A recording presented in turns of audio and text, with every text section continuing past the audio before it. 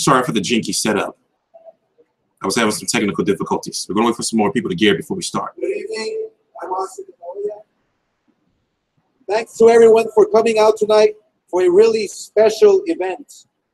I am extremely proud to have been the executive producer for I Am Boxing, a documentary short film starring our good friend Ice Cube that tracks 2 golden ages of boxing, a fight on September 16th. This film looks at some of the greatest times in boxing, from the 6 wars between all-time pound-for-pound great Sugar Ray Robinson and Jake LaMotta, to the incredible matchups between Sugar Ray Leonard, Marvin Hagler, Tommy Hearns, and Roberto Duran in the 70s, to the historic event occurring September 16th between 2 great warriors, Canelo versus Triple G.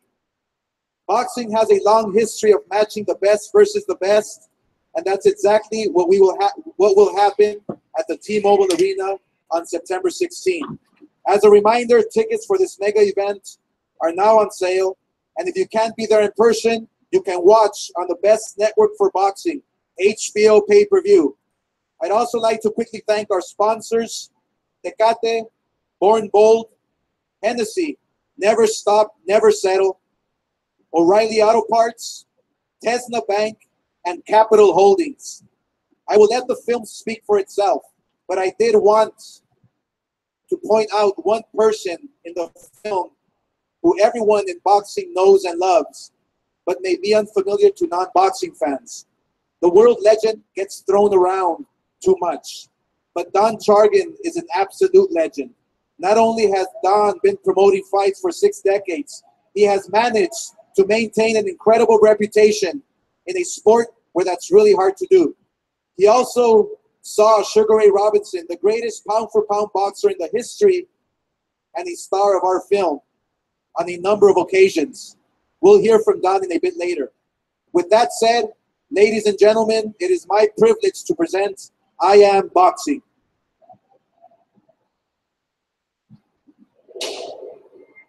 Can y'all hear it? The following is a production of Golden Boy Media and Entertainment. I don't know why it's so low.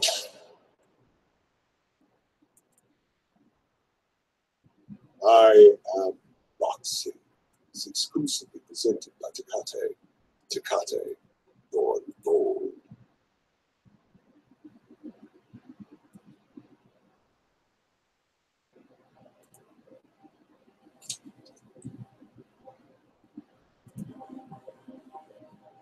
I was born in antiquity. This is live. This is live too, over in LA. We have somebody there. I am pure, and I am complex. Sorry about the jinky setup. Having some technical difficulty. That looks tacky, doesn't it? Form. You know, looks a little tacky. The darkness in the human mind. I am the violent release of strife within all men. I am a game played out masterfully over time. And all at once. Yeah, this is live, but we have somebody there as well. I have known many names. While my spirit remains unchanged. This is only like 10 minutes long. I am the soul of competition. I am the sweet science. I am boxing. I am boxing.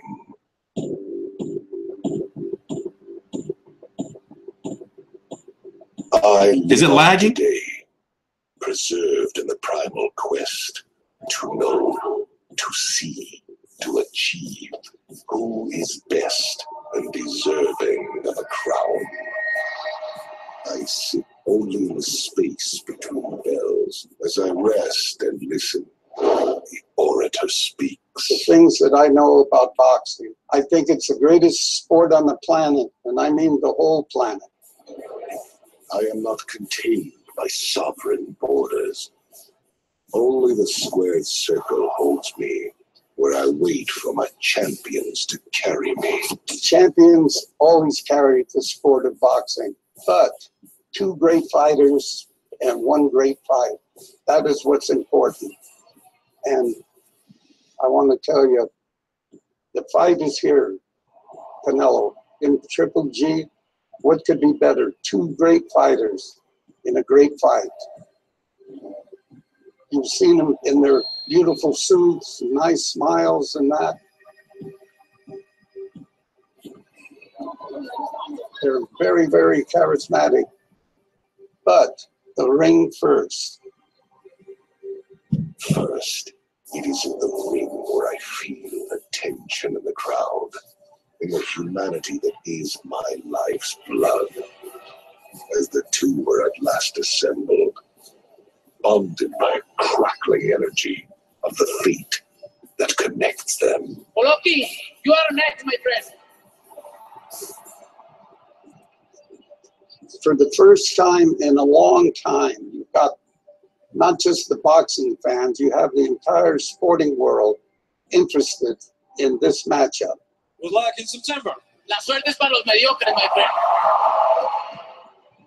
You know, this reminds me of when I first fell in love with the sport. Way back, Sugar Ray Robinson was slated to fight Earl Turner, who was a huge drawing card in Oakland, California.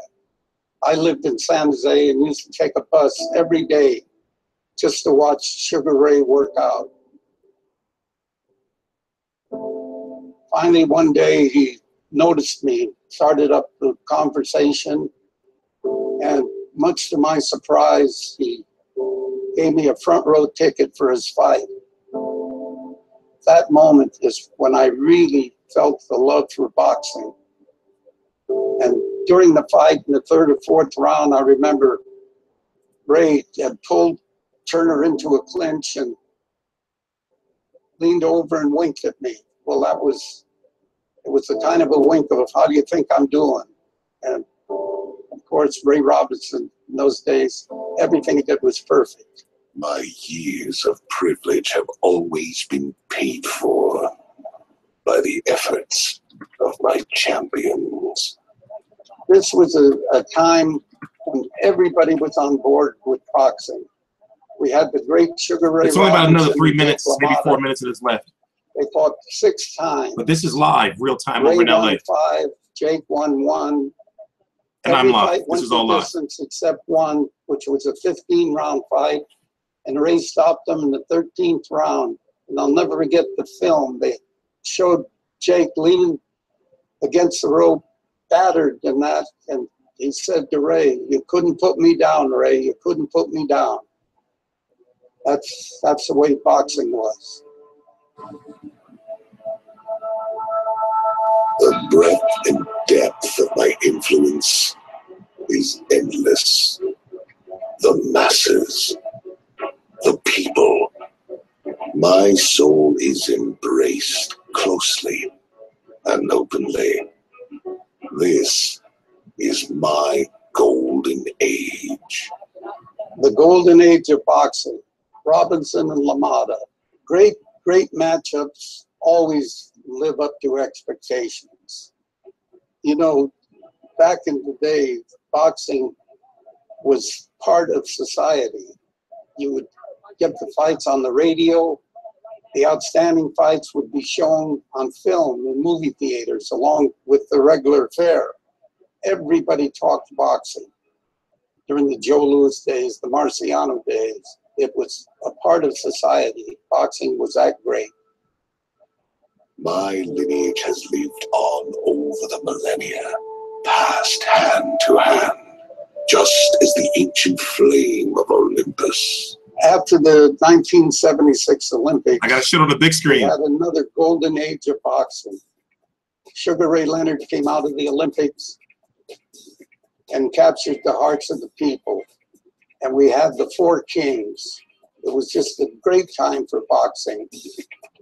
My acclaim is buoyed once again by a quorum of champions. 4 kings carry me and hold me higher than any single name ever could. Big names help our sport, help to carry it.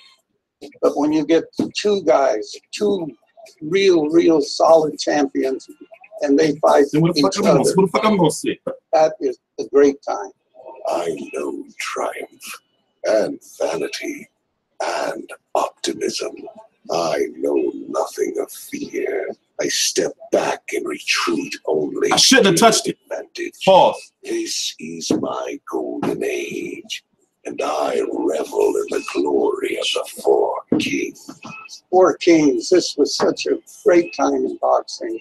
I mean, you had four great fighters, and they all wanted to fight each other. I mean, there was nobody backing out or this or that. And I had the privilege in 1985 to be at the Hagler-Hearns fight.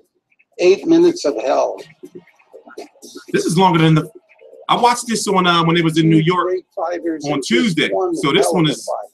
This seems like this longer. I am never so great as when my standard is born into the ring by not one, but many great champions. But alas, I must wait for the flame to be passed yet again.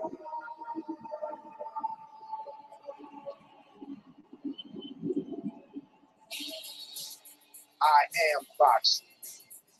I stand again poised at the dawning of my acclaim. The two, or are my wings of ascension. We're going to talk about it all. Read the description box. We're going to go in order. Two cries of my life's blood have been answered, and in the end, only one will stand. The people are getting the fight that they demanded. This thing is everywhere. The orator speaks well of me again, as in the past, when I was spoken for by kings.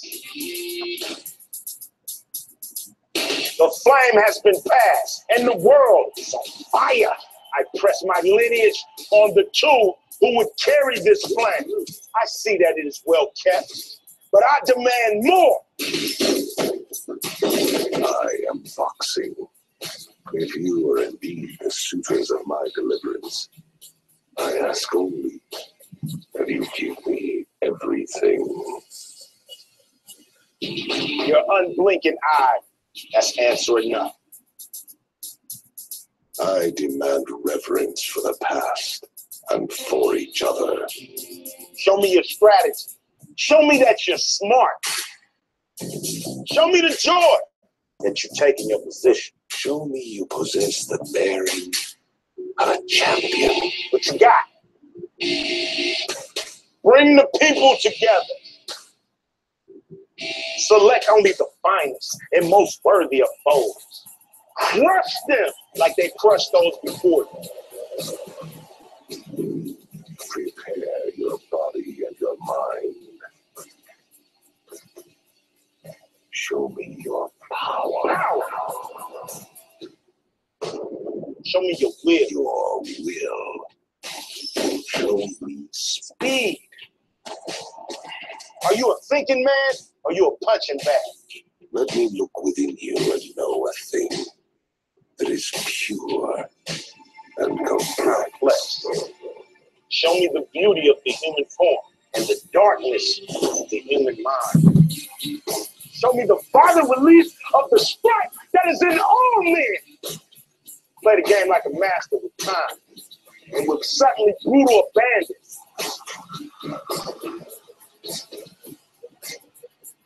Give me your name and lift me once again with your combined This is live. spirits. I demand this of you because you are in LA. And you are capable. And I'm live too. To me, my golden age, for I am boxing. Welcome. And I'm back. Love you 360.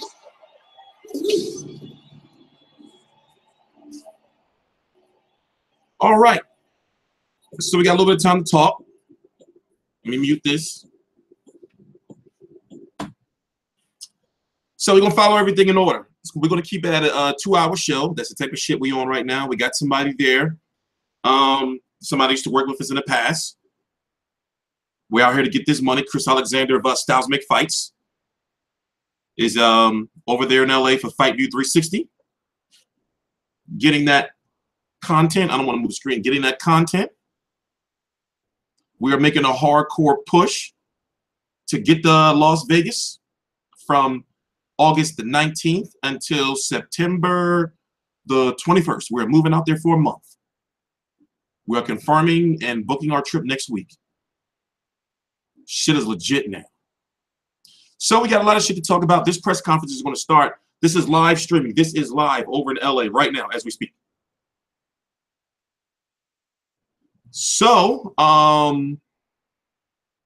after we talk about Canelo versus Golovkin, we're going to talk about Mayweather versus McGregor. We're going to talk about my $50,000 money grab fight with Adrien Broner. The talks. We got to talk about the talks, right? A lot of shit going on.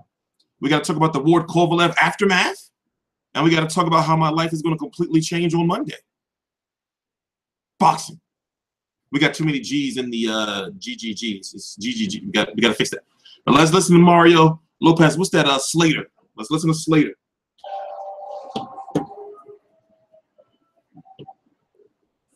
I said Tom Loeffler and Max Herman from Team Triple G. I guess I'm gonna zoom in a little bit, right?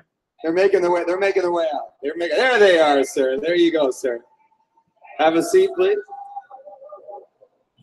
All right, next we have Canelo's trainers, Eddie and Chepo Reynoso. This father and son team have guided Canelo's career from the very beginning and are known as some of the top trainers in the sport.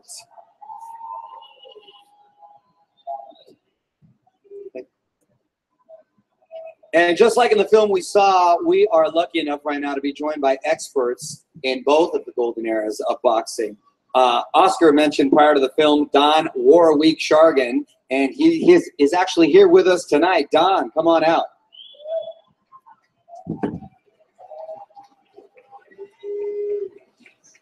Yeah, then I can just also zoom out. Joining us is a legend who really bridged the two golden ages between the four kings of Leonard, Hagler, Hearns, and Duran. And ladies and gentlemen, he is a two-division world champion, former unified middleweight world champion, and a man who fought at the top level of boxing for nearly 30 years. True legend. Please welcome Bernard the Executioner Hopkins. Now, it looks tacky.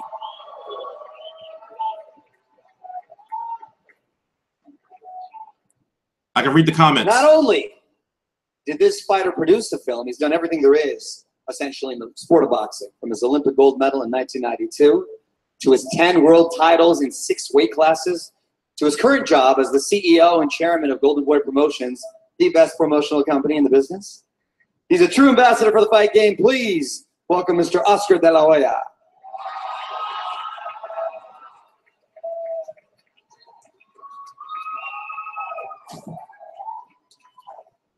And of course, we don't need to listen to that. They're just inviting people, you know. We're going to wait till they start talking. So what I'm going to do is we're going to zoom out a little bit and basically talk about what's going on. So, you know, moving to Vegas for a month from August the 19th until God damn it. There we go. Until we're going to leave it like this until, you know, they start talking and running their mouth. You know, until they start talking and running their mouth. So, going out to Vegas for a month. I'm preparing in heavy preparation. We are at, I missed the New York press conference for Golovkin, Canelo Golovkin, but we do have somebody at the LA press conference. So, we're going to talk about Canelo versus Golovkin. After this is over, this is live. We got to watch this. We're watching the press conference live. This is live in LA right now. We have somebody there, Chris Alexander of Styles Make Fights. All right. Then we're going to move into Mayweather McGregor. We got to talk about Ward Kovalev, what's been going on with that, and the rumors of Kovalev signing with or possibly going to Top Rank. You know, and how he only made money from commission, or if he's made any money yet, because Andre Ward made $6.5 million. But let's not get into too many details. And then after that, we're going to talk about Broner Garcia. Then after that, we're going to talk about what's next for Adrien Broner if he wins, which is going to be TstreeT for $50,000 in a pocket full of cash. So, let's get to the press conference. Let's get back to it. So we're gonna keep it a nice 2-hour show. We gotta keep shit organized now. You know, it's just a lot of shit going on, man. We gotta keep shit organized around here now. Here, let me fix this. Too many G's. There we go. But getting ready, they made a rematch 3 weeks later. But in the interim, 2 weeks later, Ray took a tune-up. So he fought three fights in 3 weeks, and the tune-up was against the top 10 fighter, California Jackie Wilson. Wow. Unbelievable. I mean, 3 fights in 3 weeks, if you think about that. And Bernard, you sir, I know, are a historian when it comes I'm gonna get it right, though. to boxing. And while the 4 kings essentially battled each other, I'm gonna get it to a point where all I gotta do is just sit there and start my video, and everything's gonna be perfectly like in order. Correct. So we getting there. Tell us about the rivalry just in that era that existed among those 4, and why it was so great to watch back in the day. Well, one reason is the foundation. Or I'll just get a fucking 50-inch and put it in the back. Including mine. So when you go back to that haggling with the Leonards and Ray Robinson and all the history in the middleweight division up to now, I mean, this is a dynasty. They have it in football, they have it in basketball, we have it in boxing. And right now, you're starting to see another generation right now, Triple G and Canelo get a chance now to submit their legacy and that rich, long legacy of the middleweight division all the way back to Ray Robinson.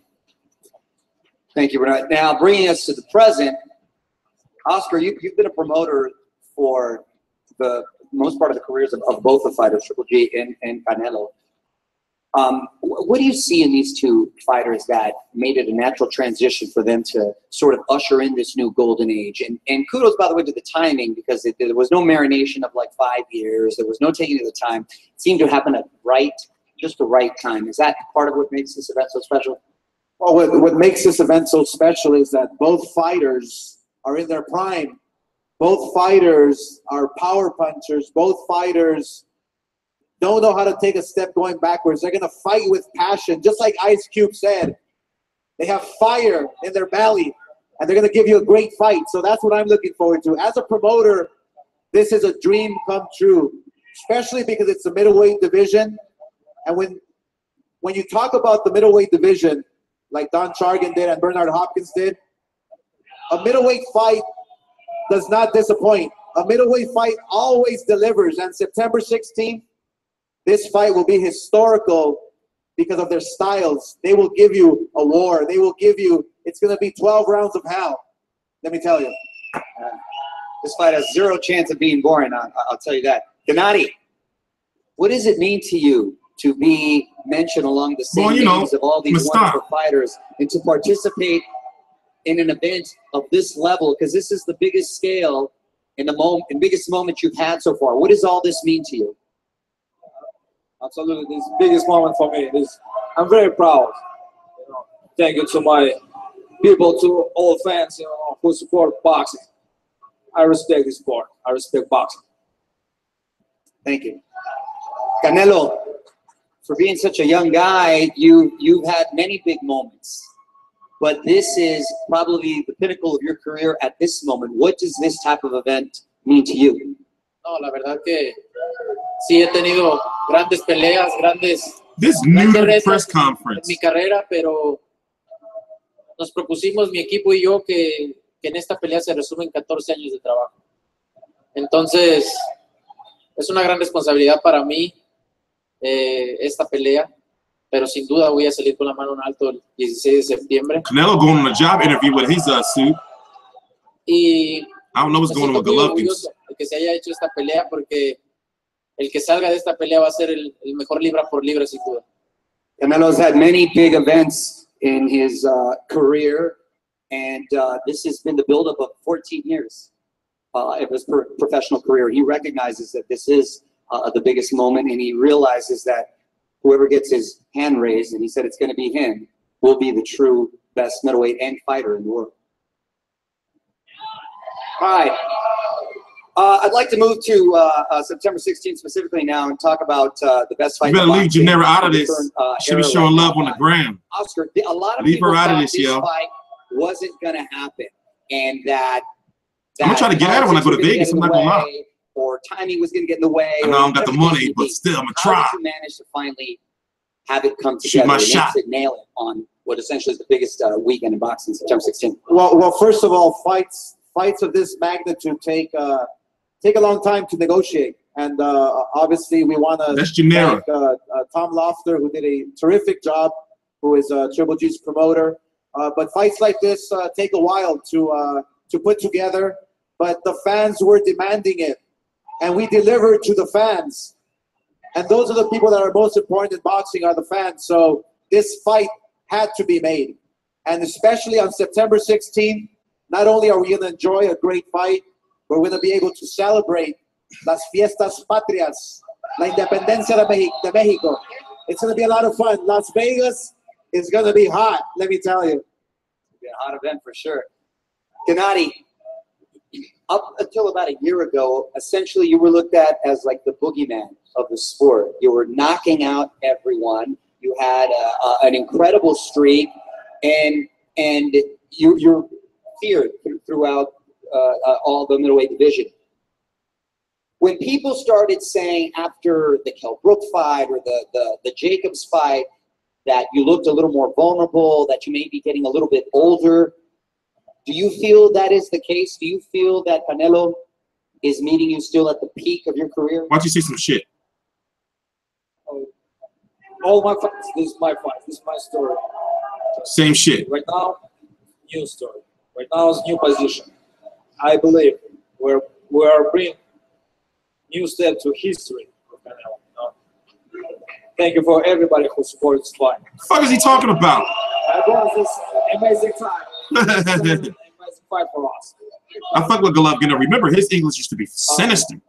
Canelo, you faced at your young age so many different styles and different types of fighters, from Mayweather, of course, to Islandi Lara, to James Kirkland and Miguel Cotto, and yet, because the sport and people are hardcore critics, I'm gonna make some tea. I'll be right back. They were giving you a hard time because they made it seem like you were putting off facing Triple G. What do you make of the timing of it all, and why do you feel September 16th this year was the right time to finally face Golovkin? No, creo que este tipo de peleas duran tiempo para hacerse, ¿no? Entre comillas, duró mucho, pero este tipo de peleas duran 5 o 6 años en hacerlo, ¿no? Pero gracias a Dios está. Lo que sí quiero decirles, desde que tengo 15 años peleando profesional, no le he tenido miedo a nadie, no conozco el miedo y no creo conocerlo, porque como lo dije una vez, cuando nací yo ya se había repartido el miedo, entonces no lo conozco y solamente quise brindarles esta pelea a la afición, una pelea que querían ver. Estoy listo para esto y para mucho más. Let me read the chat from my These phone. types of fights take a lot of time, just like Oscar said, and it didn't take the 5 years that you're used to for these mega fights, but it actually came together at the right time when it's supposed to come together. And when he was born, that's when the fear left. There was no fear to be there, and it's something he's very much looking forward to, and he feels the timing is essential and perfect. You saying that? Mario, before we go on, where are the Triple G fans? Where are the Canelo fans? All right, what I want to do is pick one Triple G fan and one Canelo fan to come on stage. We'll send somebody up there to get you. So one Triple G fan and one Canelo fan. You're going to have the opportunity to ask a question. Or why do you think Canelo's going to win, and why do you think Triple G's going to win? We'll send somebody up there to get you. Ask a question. Maybe throw some chingazos. We'll see. All right. Now a question for Eddie and Chepo. Oh, there they are. Eddie and Chepo Reynoso. Canelo is known for being a gym rat, always working hard. He's always in incredible shape. given that this is the biggest fight of his career, are you going to do anything different to prepare?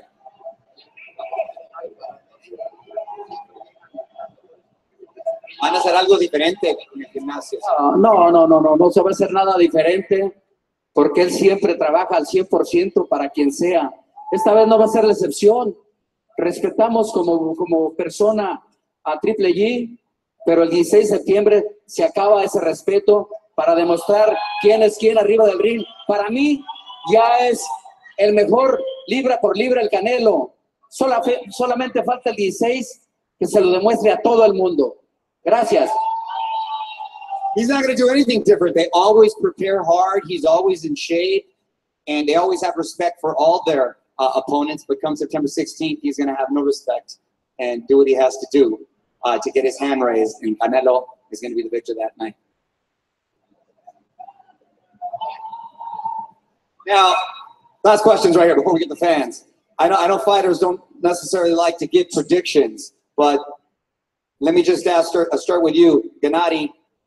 Will this fight go the distance? Do you feel it will end in a knockout? How do you see it playing out? I don't know, seriously. I'm going to go down. I don't know.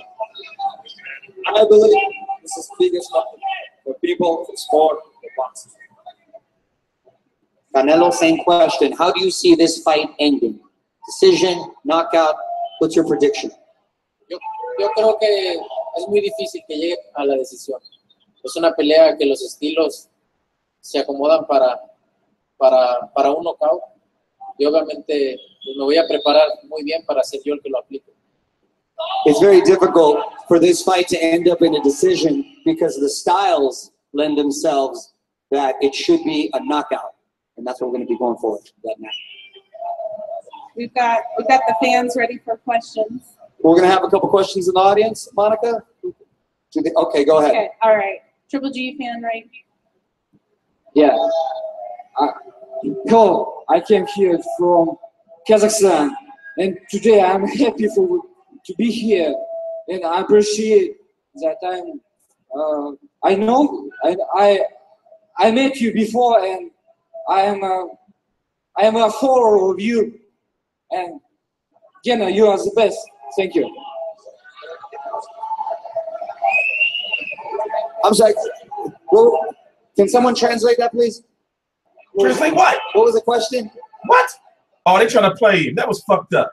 Mario, you a piece of crap. More of a statement? He just wanted to make. Oh, Mario, a piece of crap, yo. That was messed up. That was messed up. Here, bring him on stage. Bring him on stage. Come on, get over here. Come on. We can't hear you. Get over here. Both of them, come on.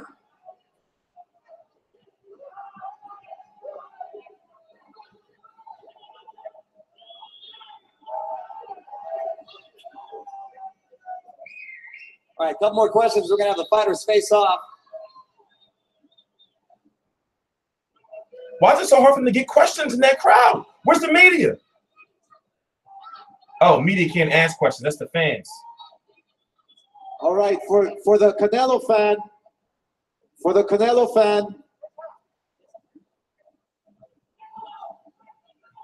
come here. Come here. For the Canelo fan, why do you think Canelo's going to win? Because he's Mexican.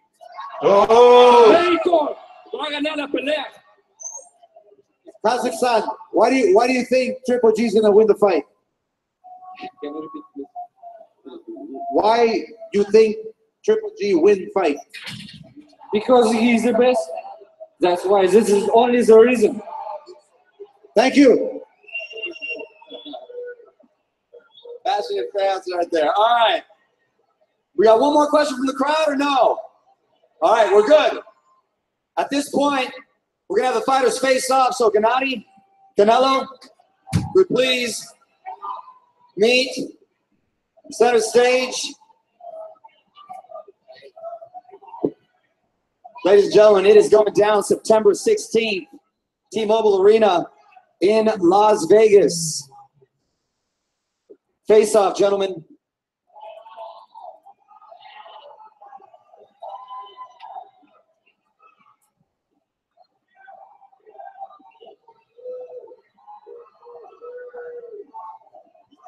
Go ahead.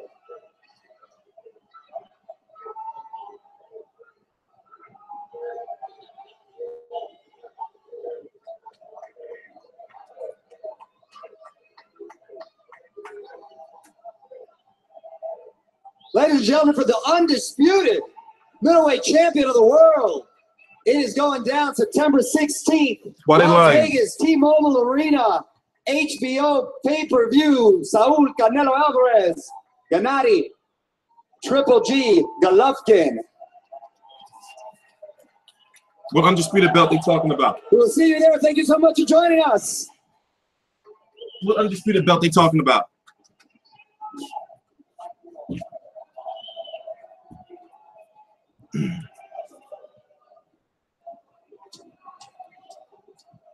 What undisputed belt is on the line? Anybody know?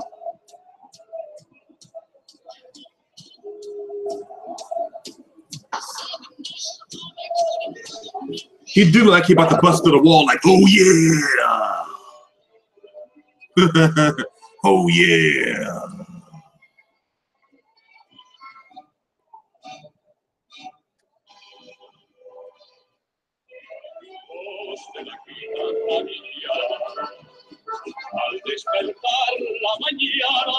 Guess that's it, right? You start talking and get this shit the hell out of my face. Get back in my workspace. See what I do for you guys? I fuck my shit up for y'all. Here we go. Chill. I gotta read. I guess.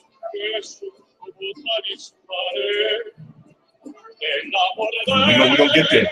We're gonna get there. Motherfucker.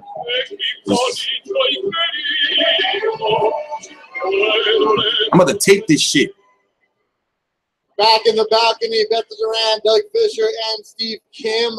An interesting way to wrap up the final press conference. It started in London this week, then it went to New York, then it went to the ESPN car wash here in LA. It's got to be Hollywood. You have the red carpet, you had a film produced, and then you had Oscar the lawyer say, let's go off script and bring some fans up here. Get the fans interacting, Steve. It was cool. Well, you know, it's interesting. Back in the 80s, which was referenced in the I Am Boxing documentary, these tours actually used to be a lot longer. Bob Arum talks about 15. I want to hear what they have to say. All right, so listen. We got somebody there. We're getting exclusive content. You know, I'm going to be up all night working on that stuff, editing that stuff. What else? I'm going to Vegas from August the 19th until September. No, August the 21st until September the 19th. Me and my pop moving out there for a month. I'm gonna make that shit happen. Then I never have to go to Vegas again. So we are providing full coverage for Mayweather McGregor and Canelo versus Golovkin. It's like, why not now? Right? When are we gonna ever get two mega fights, right? In a 3-week span. We don't know if Mayweather's going to ever fight again. And when Canelo Golovkin, it's like this. If you buy Mayweather McGregor, you have to buy Canelo Golovkin. You have to, or I'm sorry, I'm gonna cuss at you. I'm gonna cuss at you. You are no good son of a bitch piece of shit boxing fan. You better cough up that money for both of them. TstreeT's warning you. TstreeT's warning you. Warning you. So, going to the fight. We have somebody there covering the press conference. Now it's on to the training camp footage that's going to be coming out. The media call, even though you're not going to be able to understand Golovkin. You know, they're going to have one for Canelo and then one for Golovkin. You know, Canelo's going to be talking shit. You know what I want to ask him? It's like, why are you so mad at the WBC? When it's like, yo, you put them in a tough spot, bro. Golovkin had beat the silver champion, who was Martin Murray, right? And the interim champion, who was Marco Antonio Rubio. So basically, he beat the two people that possibly could have even been ahead of Golovkin. And then for Cotto to drop his belt. So, you know, It's like, how, like, realistically, we got to really get to the nitty gritty of that. It's like, why are you really mad, bro? You put them in a situation, it's like, yo, but he already beat your mandatory, and your mandatory is mandatory. So it's like, you got to fight Golovkin or give up the belt. We got to strip you. The media is on our head. They're like, how is Canelo still got this belt, but he's not fighting Golovkin? So now he's only fighting for the IBF and that WBA Super World title. But here's something strange, right? Here's something strange. Now, when you fight for the IBF title, there's supposed to be a day of weigh-in. Let me go, while I'm talking about this, let me go pull up the IBF rules. I mean, I'm still learning all the rules stuff. I'm getting pretty good at like knowing like those rules and regulations and shit. Like when it comes to, you know, like boxing political bullshit. It's like, you know, how is he getting a title shot before him? How did he get up in the rankings? And he, you know, so I'm good at knowing like what the titles mean. Like if you win like the WBO European title, then that can lead you to, you know, a possible, what is it? Like WBO interim title, depending on if the champion is injured, or it's just it's political mumbo jumbo, fat cat corporate lip wiggling. That's what it is. These rules be fucked up. But see, here's my point. My point is, Danny Jacobs got a lot of heat for missing the IBF weigh-in and only fighting Golovkin for that WBC and WBA title. Remember that? When he missed the day of weigh-in and he came into the ring at cruiserweight. So he was willing to risk not winning that belt and taking heat to have the better gain of possibly beating Golovkin and actually succeeding in many people, even though it's not the majority, you're the minority if you think Danny Jacobs won. You see what I'm saying? Just like I know that I'm in the minority when I say Andre Ward won the first fight. But we're gonna talk about that later on. We're gonna talk about that later on. Let's just stay on point. So the question I have is, how come Ward Kovalev didn't have a day of weigh-in? Did y'all hear about that? Did anybody know what the day of weigh-in was? Because the day of weigh-in, you're not supposed to weigh more than 10 pounds over what you weighed in there. Well, now here's where I'm going with this. Here's where I'm going with this. So in Golovkin's last fight against Danny Jacobs, right? He could not have weighed in any more than, what did they say?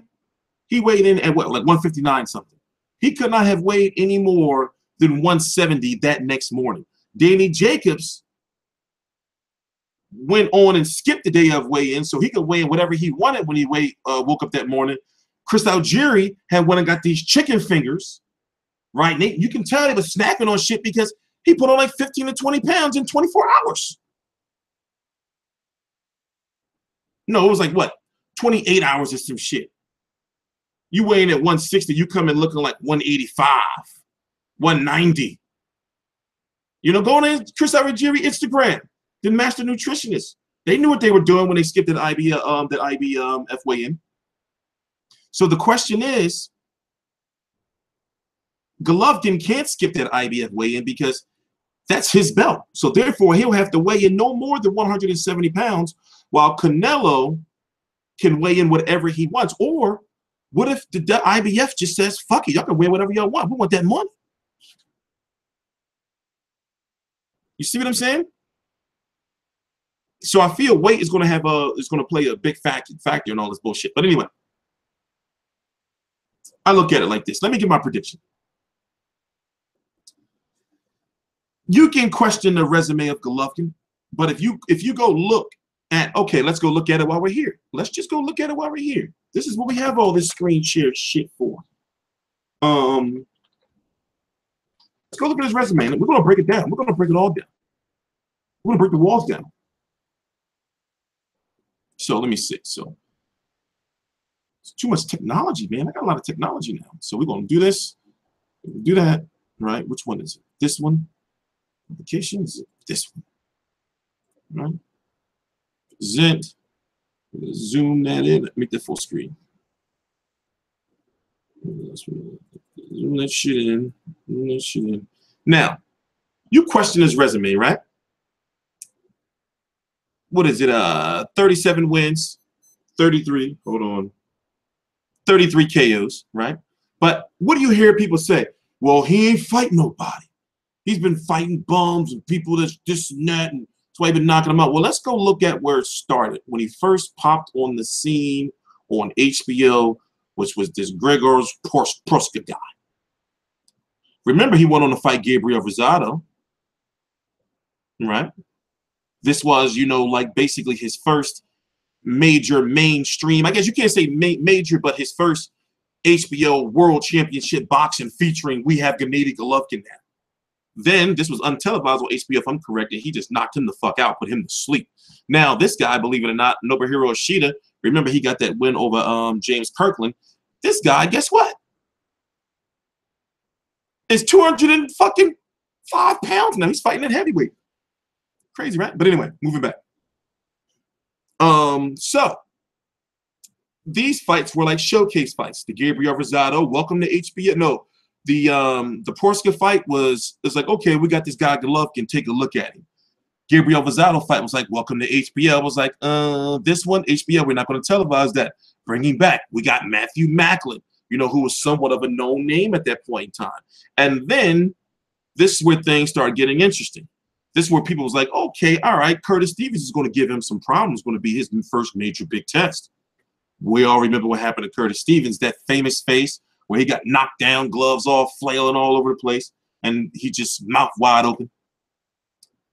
Ousmane Adama.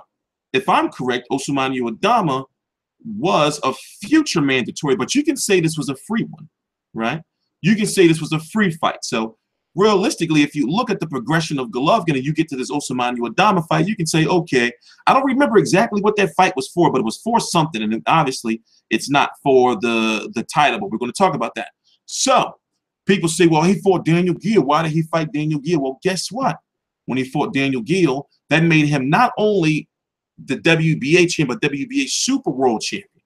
So for those who don't know, if the WBA is weird, you know, they're really, really weird, and it's just weird shit be going on. So when Floyd Mayweather was active, right, at 147 pounds, Keith Thurman was the WBA World Champion, right? Floyd Mayweather at 147 pounds was the WBA Super World Champion. When Floyd Mayweather was 154 pound and 147 pound Super World Champion, Erislandy Lara was 154 World.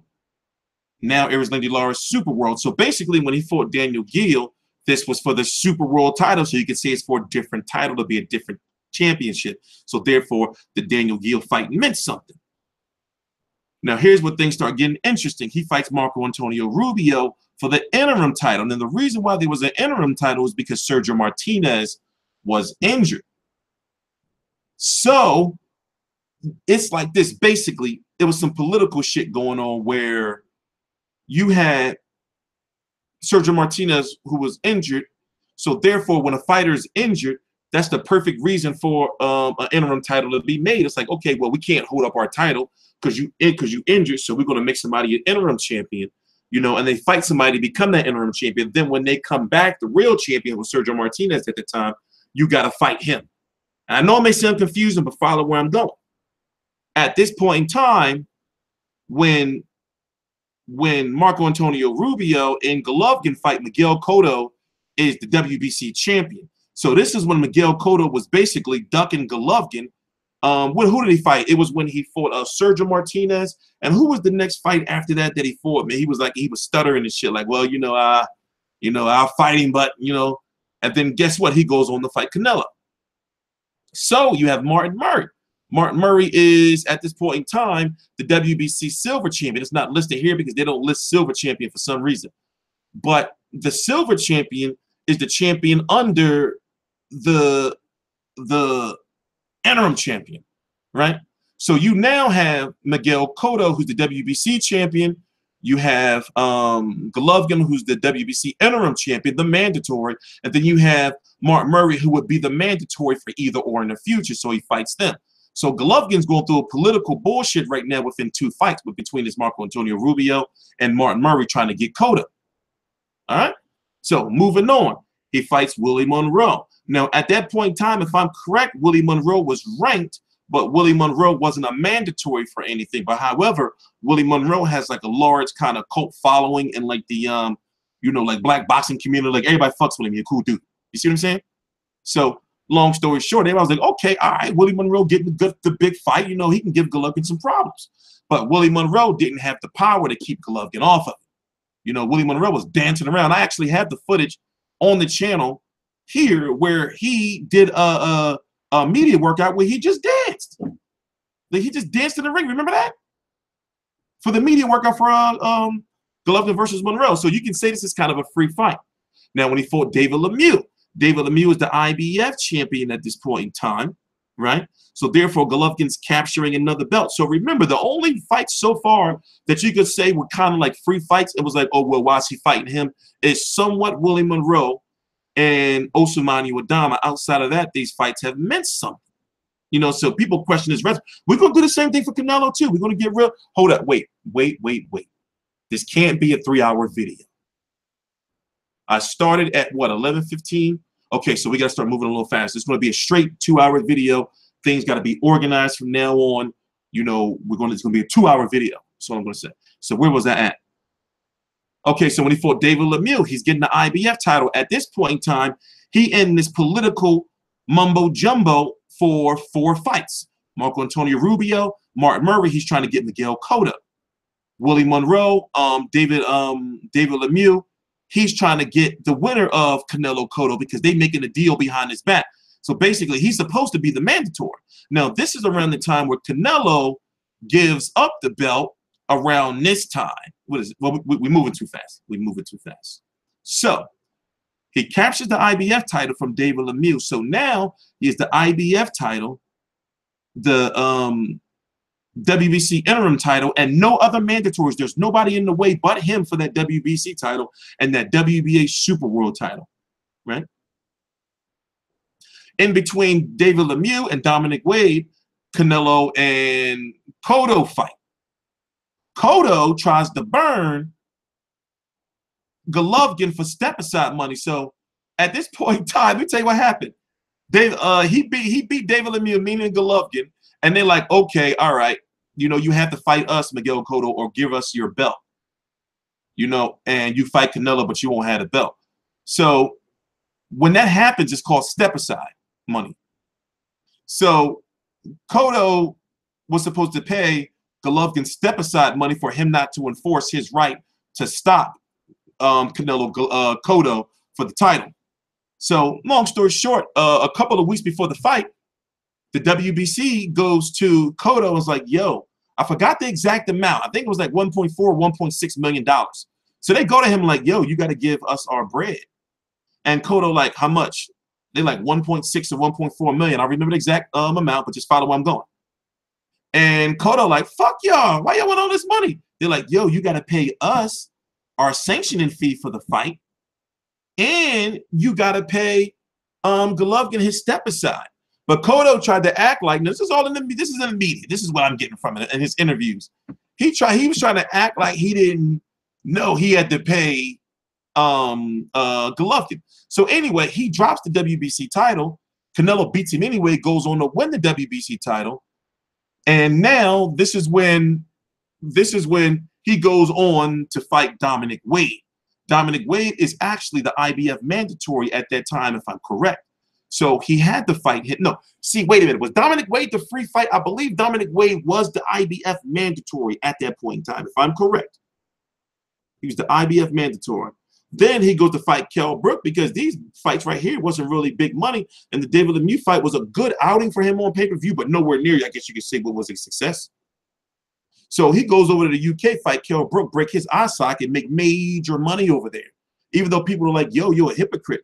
You know, coming at other people for fighting smaller fighters, but then you go beat up this 147-pounder and break his eye socket. So this was around the time people started saying, okay, well, we see that Golovkin is a little bit exposed. Then, of course, he goes on to fight Danny Jacobs. So now we got to move on to Canelo. But anyway, let me just calm down a little bit. We had to rush through that real quick, man. Let me just, everybody just relax, all right? Everybody just relax, you know? So let me go read the chat. Let me go read the chat. Let's take a little break. right?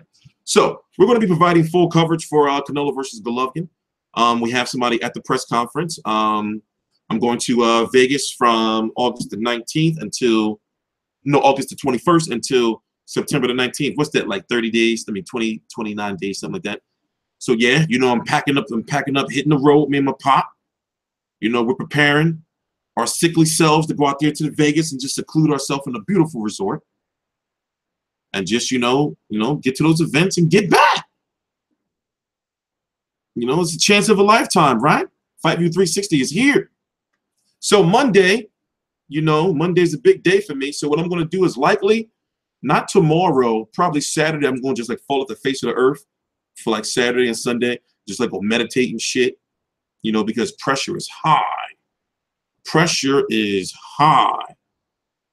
Pressure is high. You know, there was what, 64 days? 64 days until Mayweather and McGregor, like 85 days until Canelo versus Golovkin.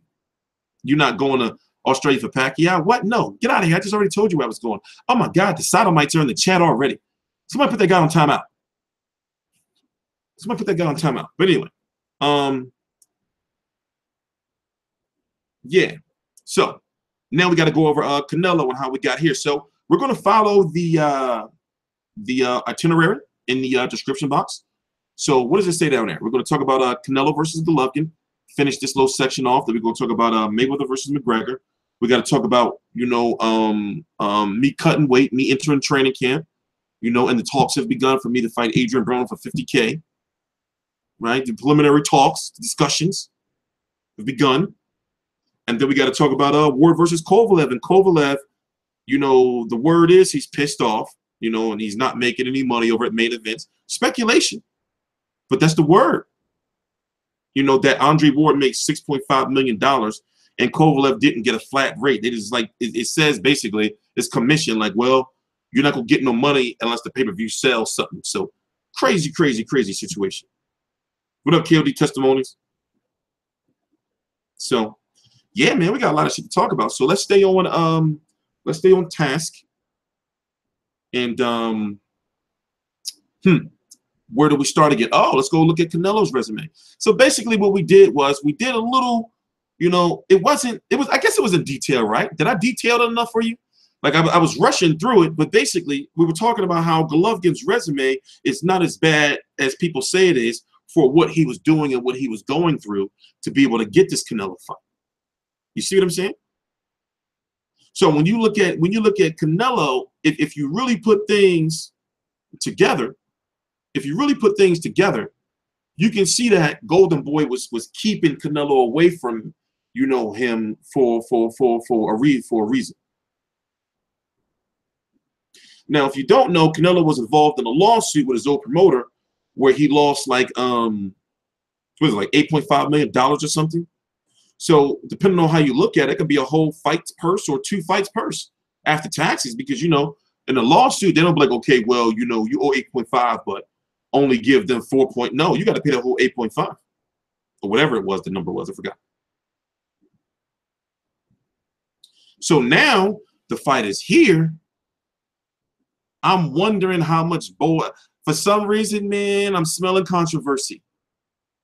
I'm smelling controversy.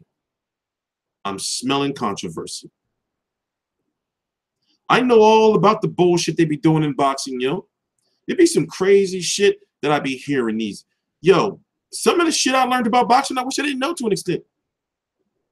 There's some fucked up shit going on in the boxing world. It's for real. The shit I be hearing about the boxers, their families, and I'm like, what? What? Motherfuckers have seen some pictures of some shit, and it's like, oh, I will never fucking show that shit. I'd be like, you know what? I just bury that shit deep in the fucking, you know, messages and shit. So I'll be thinking, man, like, for example, right? Let me tell you some real shit. These boxing judges don't be sequestered. So what if you, some multi-millionaire Saudi Arab money dude, you just some hardcore boxing fan, and you up in Vegas, you know, in some place, and you see, you're like, oh shit, that's such and such, that judge. You put some money in an envelope and say, listen, I don't give a fuck how you do it. Like, you can just walk up on these judges anywhere and just give them some bread. And it's like, how do you control that? You can't tell boxing judges their job is like, okay, you have to be locked in this hotel for this, you know? So that's why people be saying like boxing be corrupt. Because you be like, yo, the shit I've been learning, you know, because the goal for me is at this point in time, I'm learning all this media stuff and I'm hoarding like, you know, a little bit of money. So in the next 3 years or so, sign one fighter, you know, young fighter, put him in little tournaments, sponsor his trips. Yeah, but oh yeah, it's his tournament down in South Carolina. Okay, let's go down there. I'm gonna book your hotel room and take care of your training, your team, you know. So I'm learning this media stuff because it's teaching me like and getting me closer to learning like all the insides and outs of boxing. And that's just a simple way of explaining it. You know, because you don't want to be like, you know, I mean, I'm glad I didn't go and try to be a manager or promoter, not going the route I'm going now. But yo, it's some crazy shit be happening in the sport. Some crazy shit be going down in the sport, man. So I'm wondering, like, you know, this is a situation where I'm thinking whose money is longer, you know, when it comes to K2 or Golden Boy. And Golden Boy money is long. Now, I'm not saying anything. I'm alluding to stuff, but I'm just thinking like, yo, this is a big ass fucking fight. For so many, somebody got to get knocked the fuck out and leave no doubt. They can't, these boxes, you can't leave no doubt in there no more, man. Andre Ward left no doubt. Well, if you say he punched his balls, then he said, no matter what, I'm gonna get you the fuck out of here. You can't fuck around, man. Somebody ban that guy. Put him on, don't ban him, put him on 3-second timeout. You that guy hating on Broner. Put him, don't come in my chat talking to me like that. Somebody put that son of a bitch on 300-second timeout. Go in the corner. You know, but in these days, yo, you can't leave no doubt, man, in that ring. You know, to no judges and nothing. Should be crazy, man. Should be crazy. Mm-hmm. Yo, where's my moderators at? How y'all let this person get away with this? Thank you. How y'all letting that person get away with that? And where's the whores? We had some whores in here last time. They was like slinging pussy in the chat. But anyway, let's keep on topic. Let's keep on topic. So I really do feel that Golovkin has the edge. I feel that people say that Canelo has the edge. Now, this is just my opinion. Now, remember, man, we are not here to agree. We're not here to agree. There's going to be some fights we're going to agree on. There's going to be some fights, you know, you're going to be wishing death on me and my family. And it's happened. It's been happening for years now. Where people are like, yo, TstreeT, man, I thought you was real. You know, you a fucking son of a bitch. I hope you die. You ain't never going to see your daughter again. This just happened like 2 days ago. Now, I've been doing it so long, I'd be like, well, goddamn, what the fuck? You know, so understand that I feel that Golovkin has the edge.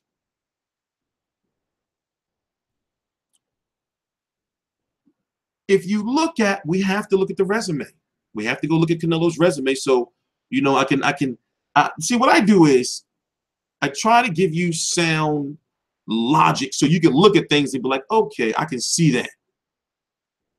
You know, so, you know, let me turn this off. I'll try to give you sound logic. So we got to look at Canelo's resume.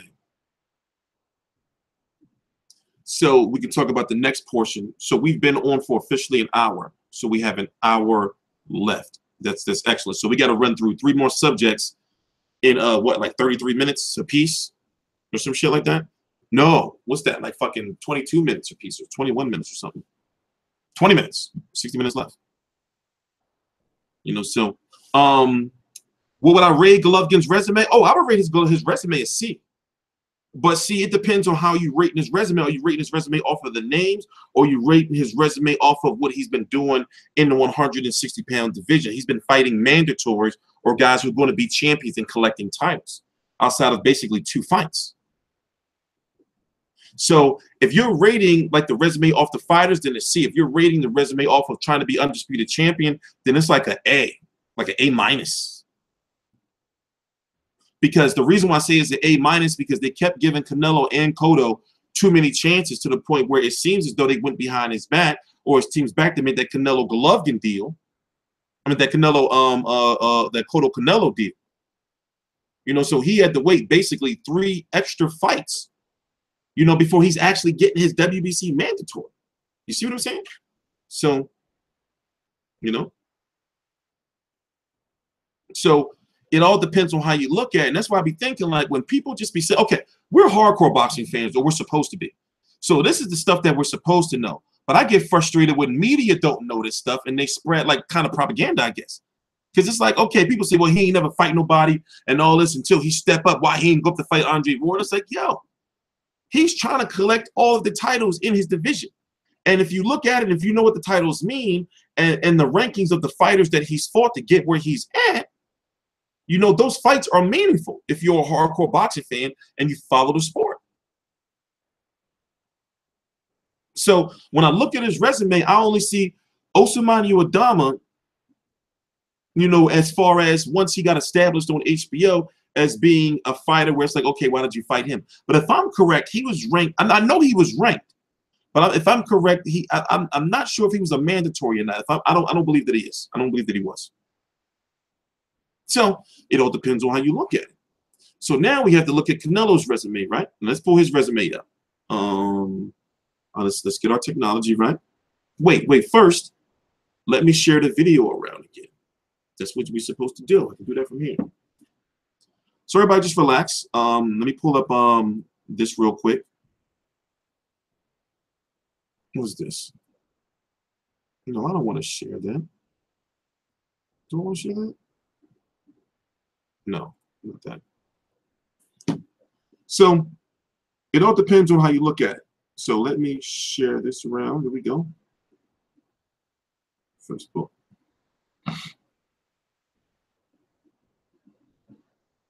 I don't have to leave. I feel so good, yo. So let's pull up Golovkin's resume. I mean Canelo's resume and go through that real quick. So screen share.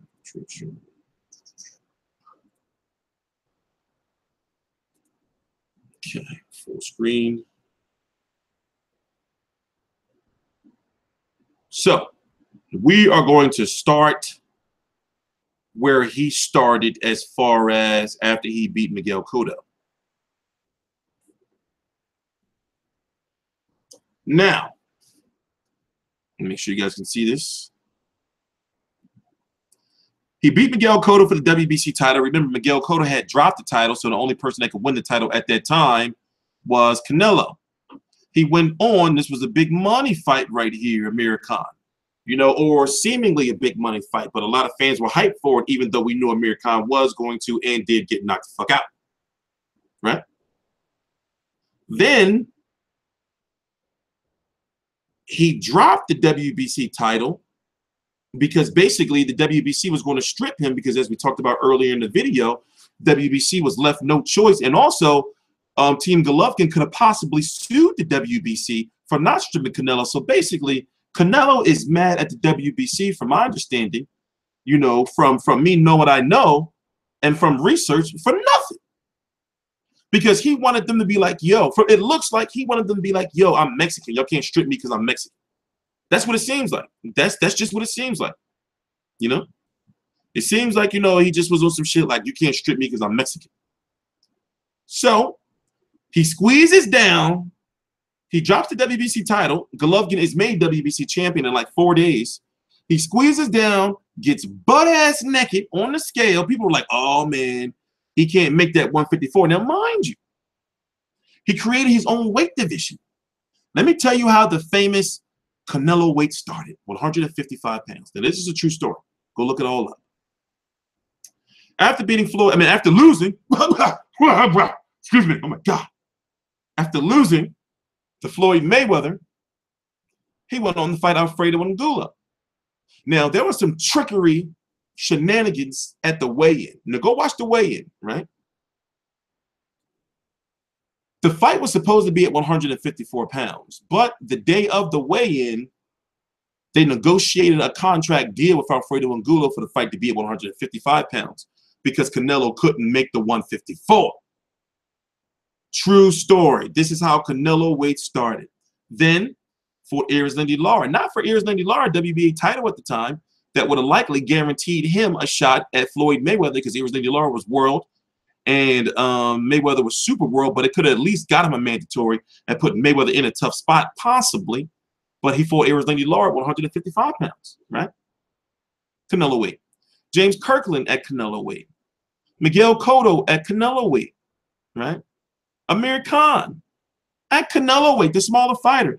And then when he finally leaves Canelo weight and moved to 154, after he for 2 years saying, 3 years, that yeah, I can make 154 if I wanted to, he has to get butt-ass naked on the scale to make 154 pounds. Then, of all things, after he was saying that he wasn't ready for 154, right? I mean 160. He's been saying that he wasn't ready for 160 during this fight, during this fight, during this fight, during this fight, during this fight. But then he moves to 164 pounds. That's super middle. No, that's super Canelo middle super weight. Some shit. 164.5. How'd they come up with that? I don't know. I don't know.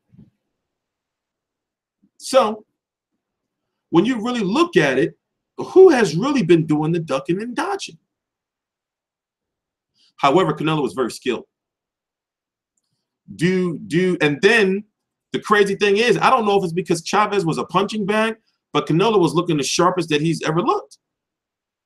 Dude was looking sharp in there, yo.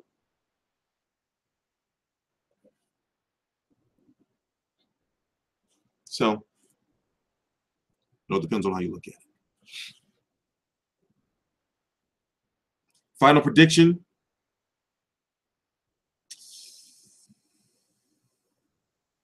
My heart's saying Canelo, man, but I'm like Golovkin. But then again, you know what? I'm going to just dance on the fence. I don't care what y'all say. I'm going to dance on the fence. I'm going to dance. I'm going to tap dance on that picket fence. Like tippy toe on that line. I don't know who's going to win. Canelo going to win. No, wait, Golovkin going to win. I'm going to dance on that fence. And I'm just going to cover the fight. That's it. I'm just going to cover the fight. So I got a lot of footage to edit tonight. For those who don't know, I'm going to repeat it one more time before we move on to the next subject. What's the next subject? Oh, Mayweather McGregor. Oh, Mayweather McGregor press tour.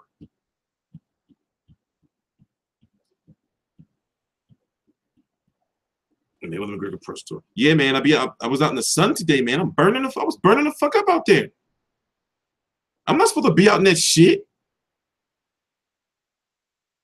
You know, then when I went to New York, I was done. I fucking got fried out there. I was fried. So, we move on to the next subject. I'm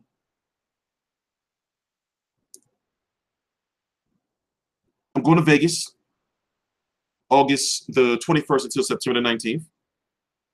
We are closer than ever. Our feet are in the door.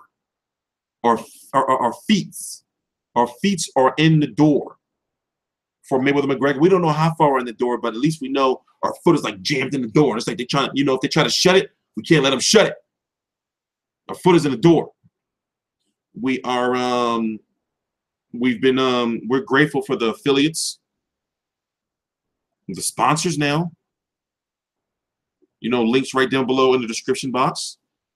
We're getting a lot of help. You know, the Sportsman over in the UK, 100+ newspaper and news publication we're working with now. They have access to everything over there, you know, more than we can ever dream of, you know, or that we're getting close to. We don't dream, we do it. So, you know, things are really, really, really, really moving. So we got our fucking feet in the door. We're gonna cover the shit out that fight. And that's what we do, man. Did y'all notice when I go to these events, I be on some humble shit? I be just so happy to be there. Like, wow, we're fucking at this event. Wow, we motherfucking made it. You know, we made it. You know?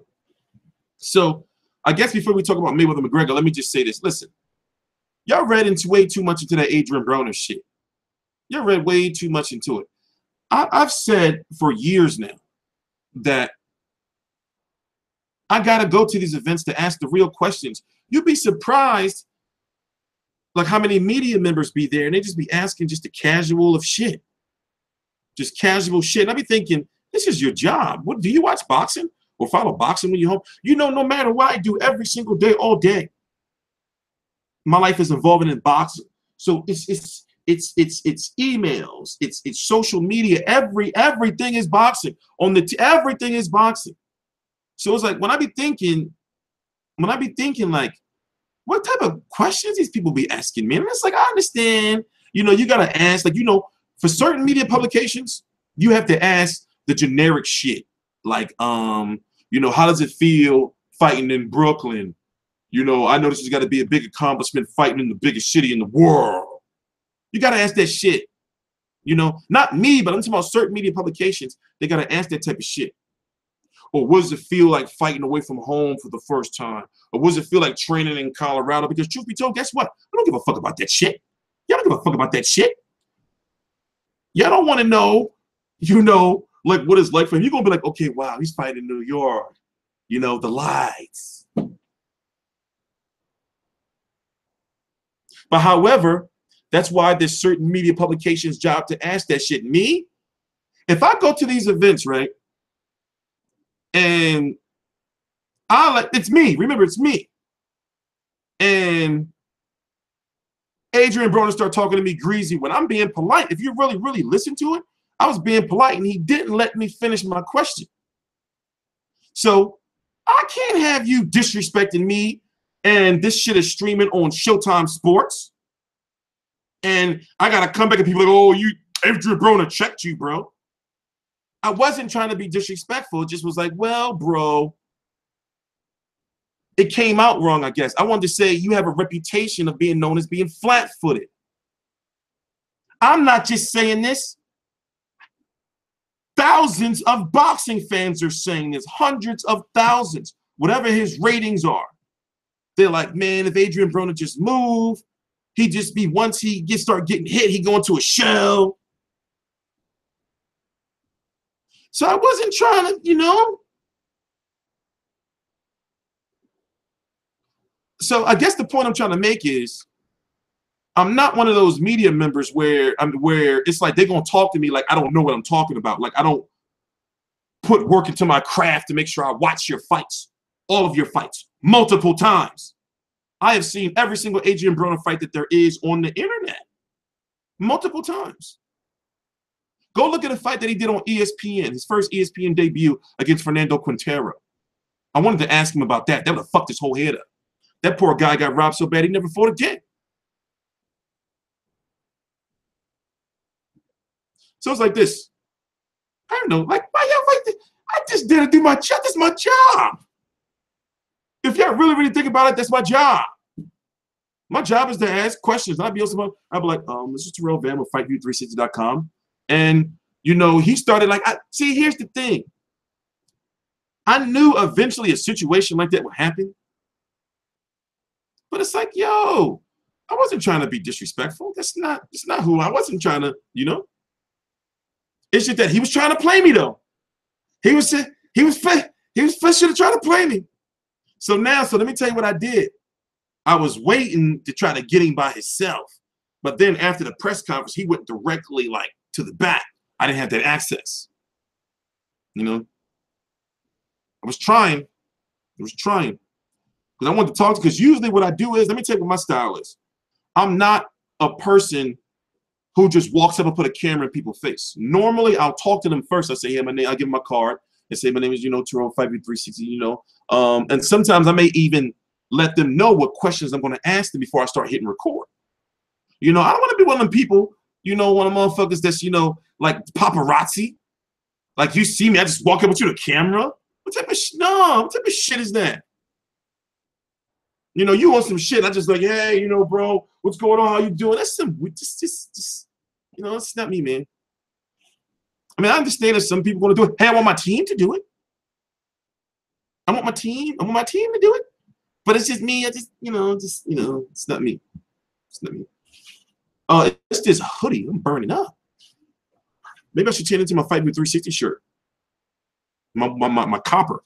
I haven't seen that one yet. You know, so I'm burning up in here. We need to calm down. We're getting fired up.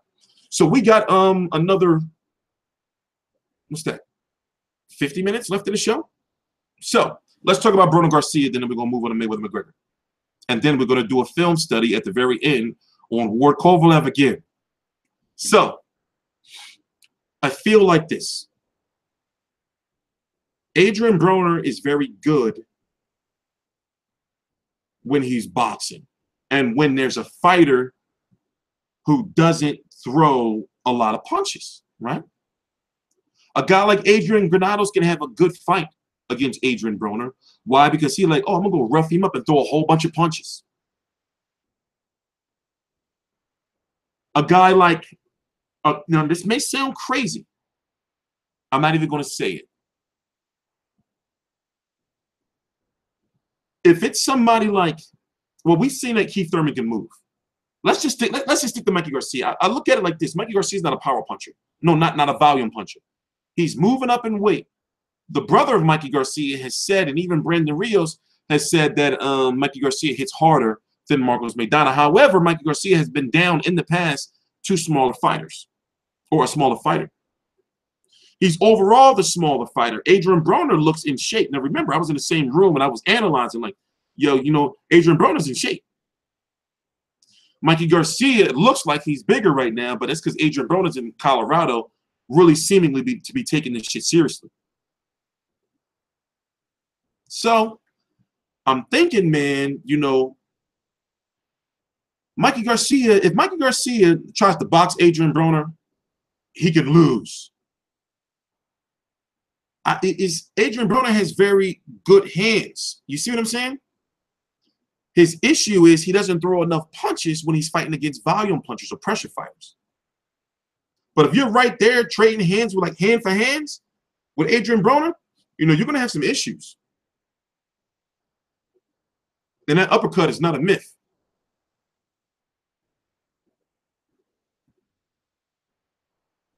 You know? So it's a good fight for so many ways because to the naked eye, people are like, oh, wow, Mikey Garcia is going to destroy Adrien Broner. But for people who watch Adrien Broner fights multiple times, you know what his flaws are.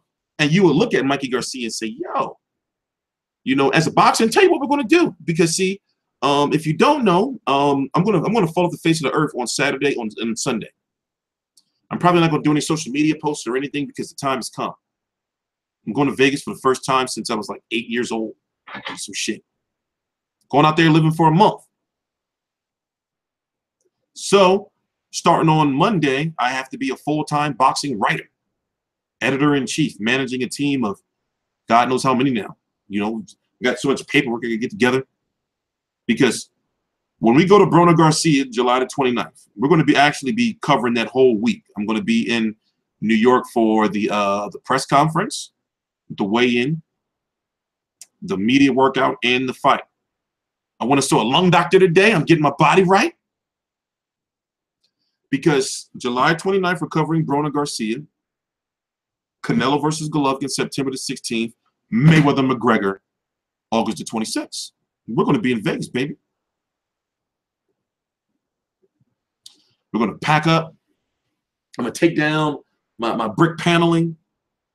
You know, pack it up. We're going to get on a plane, me and my pop. Take all my computers and shit, all my meds, my chamber. So, we got a lot of shit going on. So it's like this, man. I think Adrien Broner can do it. Also, the talks is that Adrien Broner, if Adrien Broner wins, then there's a great chance he can fight Terrence Crawford on pay-per-view.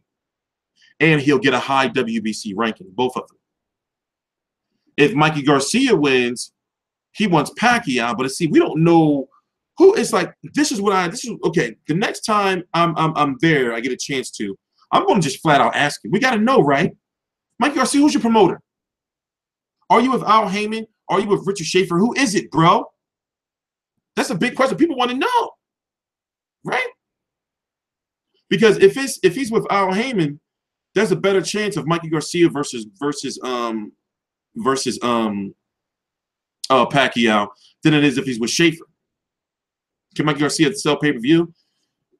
See, here's the thing. I really seriously question Mikey Garcia's marketability because he's relatively just really getting back. He was off for 2.5 years, remember. So right now it's hard to say. However, because of his brother to an extent, you know, he does have like a large Mexican support, but how much of that Mexican support will buy the pay-per-view? I say if he beats Broner, then his stock rises. You see what I'm saying? Just like kind of like Madonna did a little bit, but it's not kind of, I don't know. But he is the favorite to win, you know? So it all depends on how you look at it. Yeah, Garcia took two. It was 2.5 years off, right? It was 2.5 years off. Oh, yeah. Oh, I need to make some tea. I'm trying out some new tea. You know, really, I'm dead serious. Yo, I have a lot. Listen, the time has run out. The time has run out. TstreeT November will be 7 years. I've been on YouTube. This channel. The day of Broner Garcia will be 3 years. This channel's been alive. Remember, I took a year off. Literally, that was a whole year I took off. It was like 10 months or something. I was only doing like a couple videos a month. And now, you know, with these big fights coming up, it's like we have the foundation. We've been getting the fights. You know? We've been getting there. Now it's time to go for the big ones. You know? Now it's time to go for the gusto. So we did have somebody there with we relinked back up with Styles Make Fights, Chris Alexander. He's putting in work over at CANELO Golovkin media press conference that we just watched live. What else? We have the whole team. We have Dublin ready for when Mayweather McGregor press tour hits Dublin. I'm going to be at the New York press tour. If it hits LA, Chris is going to be there. I have somebody for Vegas. I did get a chance to talk to the Showtime president. How's the website doing? No, it's just there. The foundation's set. So now Monday, I have to start pumping out stories every day. So we have the writers and everything. You know, now it's time to get the, like, it's not time to, it's mandatory now. You know, it's mandatory. It's mandatory. You know, it's mandatory. So that's why I said I'm going to disappear on Saturday and Sunday. You know, like rest, meditate and shit. You know, play some video games, because starting on Monday, I'm going to be working like 18 hours a day, and I already work like that now. But it's got to be like articles, you know. So that's why I got this command center. I got all this technology, so I can do. Basically, I got to sit here, right? Do 5 to 10 minute videos on all the boxing news that's coming out, about maybe 5 videos, you know, 5 to 7 videos a day, while typing articles or stuff, sharing things around, organizing the team, and you know, it's a lot. It's a lot. So, you know, we got a lot going on. But now it's time. You know, we're making a run at these fights, and then once I hit, you know, Vegas for that month, I never have to go back to Vegas again. I'll have proved everything. If me get to Vegas for those 2 fights, nobody will never be able to say nothing to me again. There's nothing nobody be able to say about how I'm not going to be able to do nothing. Crazy. But anyway, so I got a chance to talk to the Showtime president. Got a chance to talk to the Showtime president on Monday. That was Monday, right? There is a Mayweather McGregor press tour. Showtime is aware of the press tour being the selling point of the fight. I want to hear Conor McGregor roast Floyd. Now, Floyd is good on the mic as far as bragging and shit. He's going to talk about how, like, you're making this because of me. But Conor's going to roast him. Now, that's 100. That's not me trolling. That's 100. He's going to roast him. He's going to roast him. So you're going to run into a lot of enemies out there. Don't talk to me like that. I'm not no bitch. And I know how I'm not somebody that's just going to let somebody just You can try. They can try. So you know, matter of fact, put Happy Days on a band. No, on a 300-second timeout. Put them on a 300-second timeout. Don't give me advice I already don't know. Somebody 300-second timeout him now. Anyway, so you know those press conferences are going to be crazy. So it can be announced, he said, either next week or the week after. Where's my moderators? I'll put them on timeout myself. Happy Days. You're going to run into a lot of enemies out there, T. Be safe. I mean, I'm grateful, but goddamn. I hate people telling me shit I already know. Okay, you know what? I'm going to pardon you. I pardon you. I'm not going to put you on 300-second timeout because the chat was moving too fast. I couldn't keep up with your name. But I'm not going to put you on 300-second timeout. Yeah, you're right. You're right. You're right. You're right. So remember, y'all probably be on my Facebook or my social media, but y'all be having different names on here. I don't know who y'all be. You see what I'm saying? I don't know who y'all be. That's why I pardoned him. I pardoned him. You know, I didn't put him on 300-second timeout. But anyway, yeah, so it said the press tour could be announced next week or the week after. So here's the hot spots. They got to hit Ireland, going to be Dublin. Also, they want to do London, you know, New York, and possibly, well, it's going to be LA and Vegas, but LA and Vegas will possibly be the same day. So as soon as I get that email, I'm on the horn and I'm in the chats like, yo, guys, we ready. Get this shit. You know, you're ready. It's tomorrow. You know, get your, we there. You know, I will be in New York so fucking quick. I will be in New York so motherfucking quick. Can't quit. Must that Mayweather McGregor shit pop off. After the money grab. And it's like this. I understand how people feel about the fight. But I did notice that Yormark, what is it, Michael Yormark, or is it Brett? If you don't know, remember, okay, let me just do it this way. Duh, that's what I had this for, right? That's what I had this for.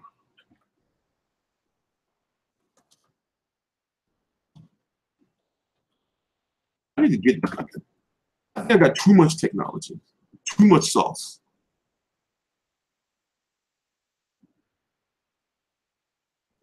So let's talk about these guys real quick. Oh, duh. Well, let me just put it on the background.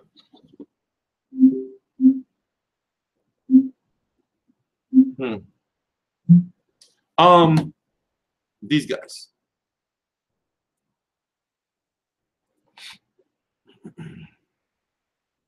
Oh, you can't see it. Well, anyway. Damn it.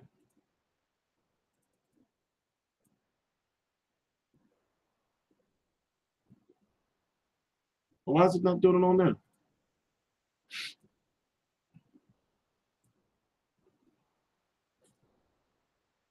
This shit is acting stupid.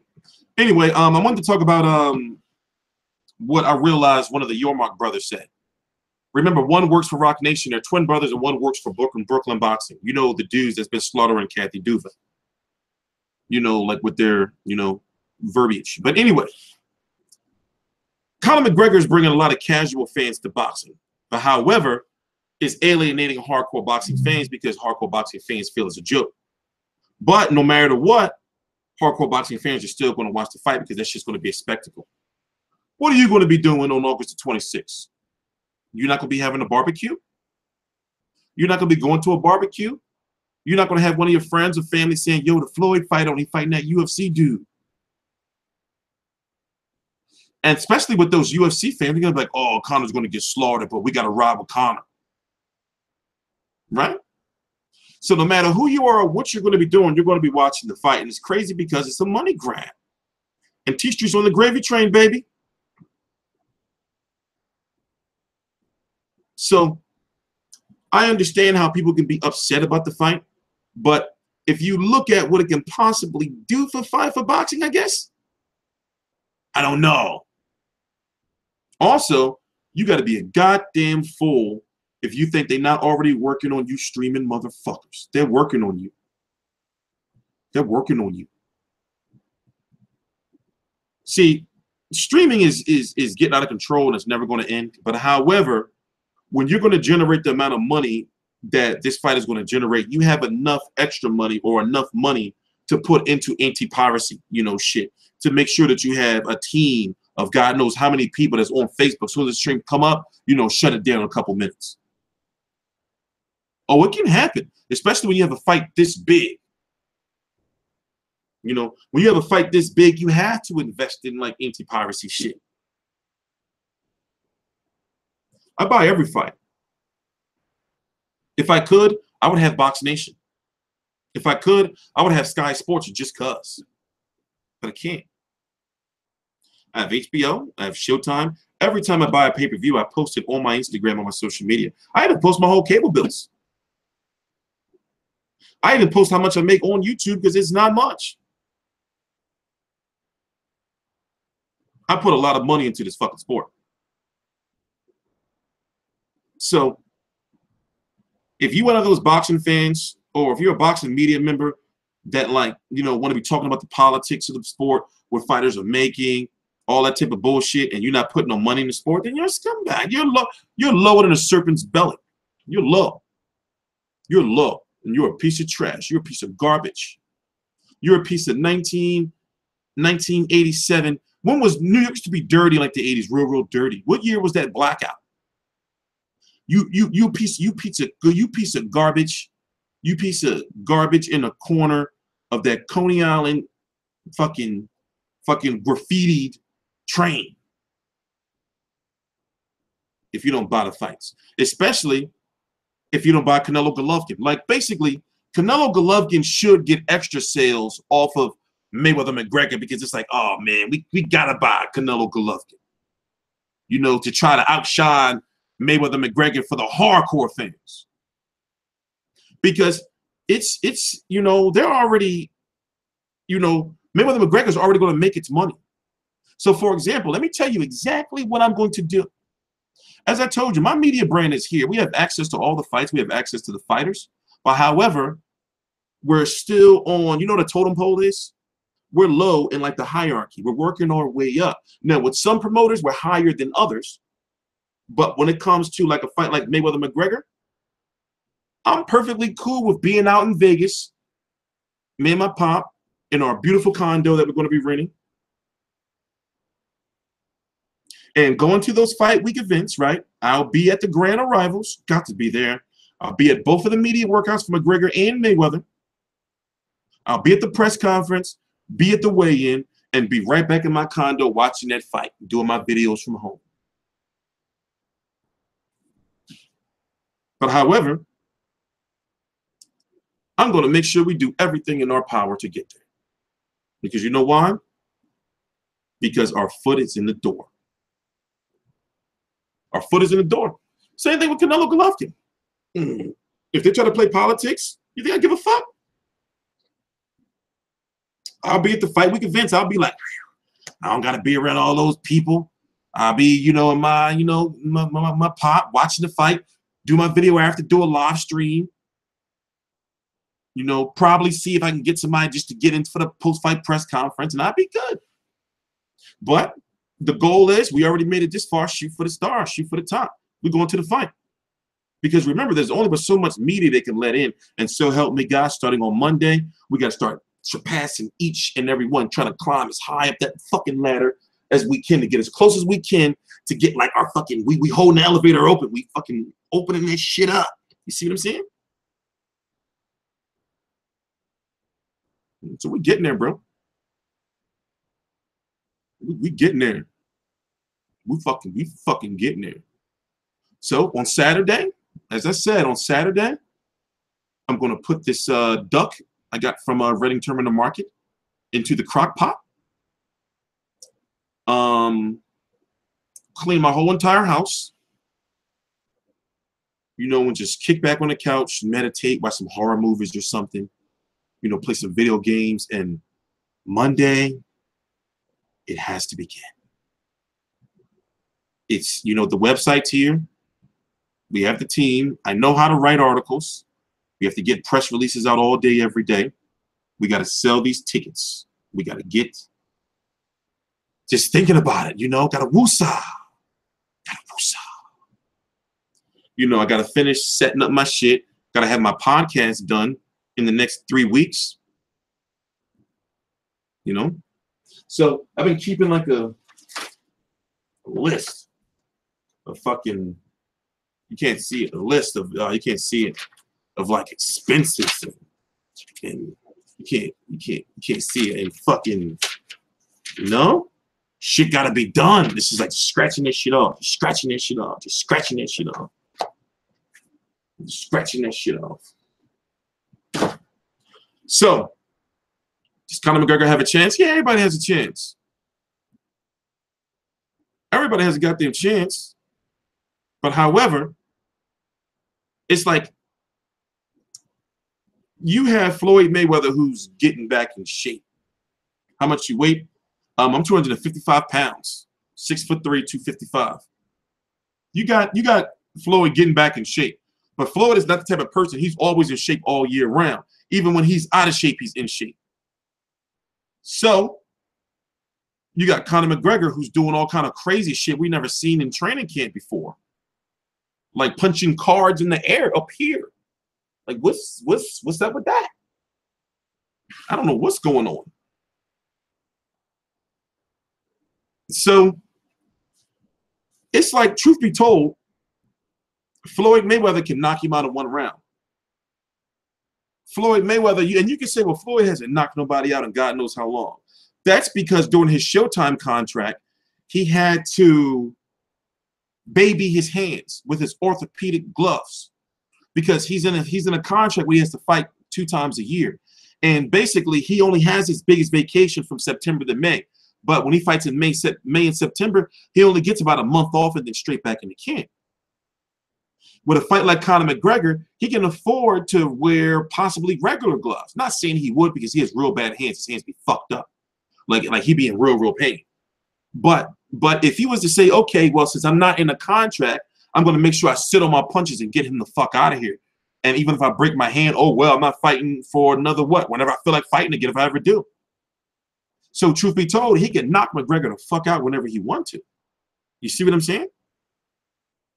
But if he does that in 1 round, motherfucker's going to be pissed. But at the same time, he can't go to distance. He can't go to distance. But when Conor McGregor hits you, you go down. We don't know how that shit going to look with boxing gloves on. Make sure you guys go to my Instagram. The link right down below in the description box is TST Controversy for TstreeT, obviously. Because one of the things we have to start doing now is we got to start doing massive film studies. So what I'm going to do is I used to have it, but I'm going to get the Fight Pass. And we're going to watch every Conor McGregor fight all the way up until – we're going to watch every Conor McGregor fight that he's had since the UFC. And we're going to watch him on my Instagram. You know, and do like film studies and shit. Listen, shit's moving, man. Shit's moving. You know? So I do kind of need to take a break to go make some tea because my fucking mouth getting dry and shit. You know, so what I'm going to do is I want to play the infamous Adrien Broner Q&A with TstreeT. The infamous video. So wait, let me pull up on here. The infamous Broner TstreeT video. Take a break, go take a piss. It's been a pretty productive show. So what's the, oh, we got to talk about Ward Kovalev. Oh, we got to talk about that shit again. Yeah, pretty productive show so far. See? You know? People was bitching at me for months. TstreeT, I wish you get back to boxing, man. They're like, we're here now. We're here. We're here. Yeah, he did answer my question with a question, but we're going to play it. Where's that? Q&A. Forgot I put those videos out.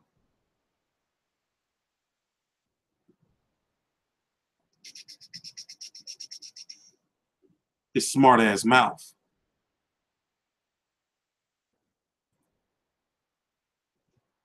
I should call him out at the press conference. Like Eris Lady Laura just creep up behind him and be like, yo. Like when Laura called out Canelo. See, put it on here, right?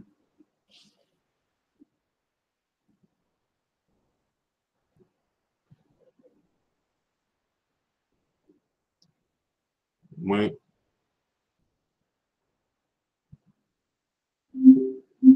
I forgot. Goddamn technical difficulties. Hold on 1 minute. 1 minute.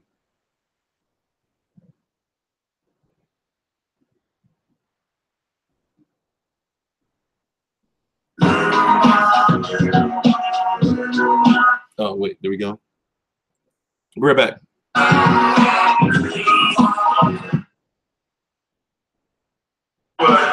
Q&A like right now. Everyone listen up here. We're back. Q&A right now. And you also get nice and grab.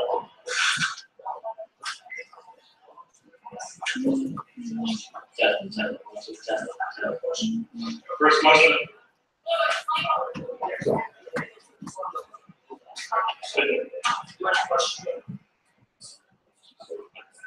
Yeah, Mickey, you never fought that 140, so moving from 135 to 140, you lead up to welterweight and so forth. What weight are you going to be coming in at that fight? 140 or less, or can you elaborate on that? Well, I think being that the max limit is 140 for the win, I'll be right there or a little under. I mean, fighting night, I'll hydrate a little bit. I don't expect to rehydrate too much. Maybe, 6 ounces, maybe top. I wouldn't be able to give you a final on that. Mikey Black Star knows that David Broner. Question, first of all, comment. You told me there's several world titles, unless my mathematics is incorrect. Now, question, is this fight a key busy fight / eliminator / on the way to a possible title shot with Bud Crawford? This fight's not a key busy fight for waiting to fight Bud Crawford. Bud Crawford's not as big as the two guys on the stage. He's a great fighter, but this isn't the lead up to Well, hey, boy. How you doing? This is Terrell, Fighting 360. This question's for Mike. Broner has had issues in the past with pressure fighting power punches. You were someone known to be more the calculated puncher.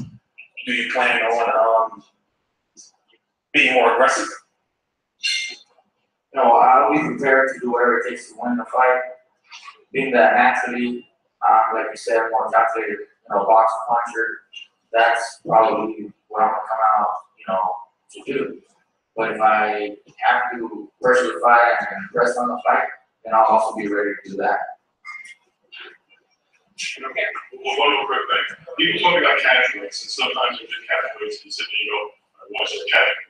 Well, this guy's a 35-pound champion. This guy just fought at 47. So this is a 140. This is a real catchweight.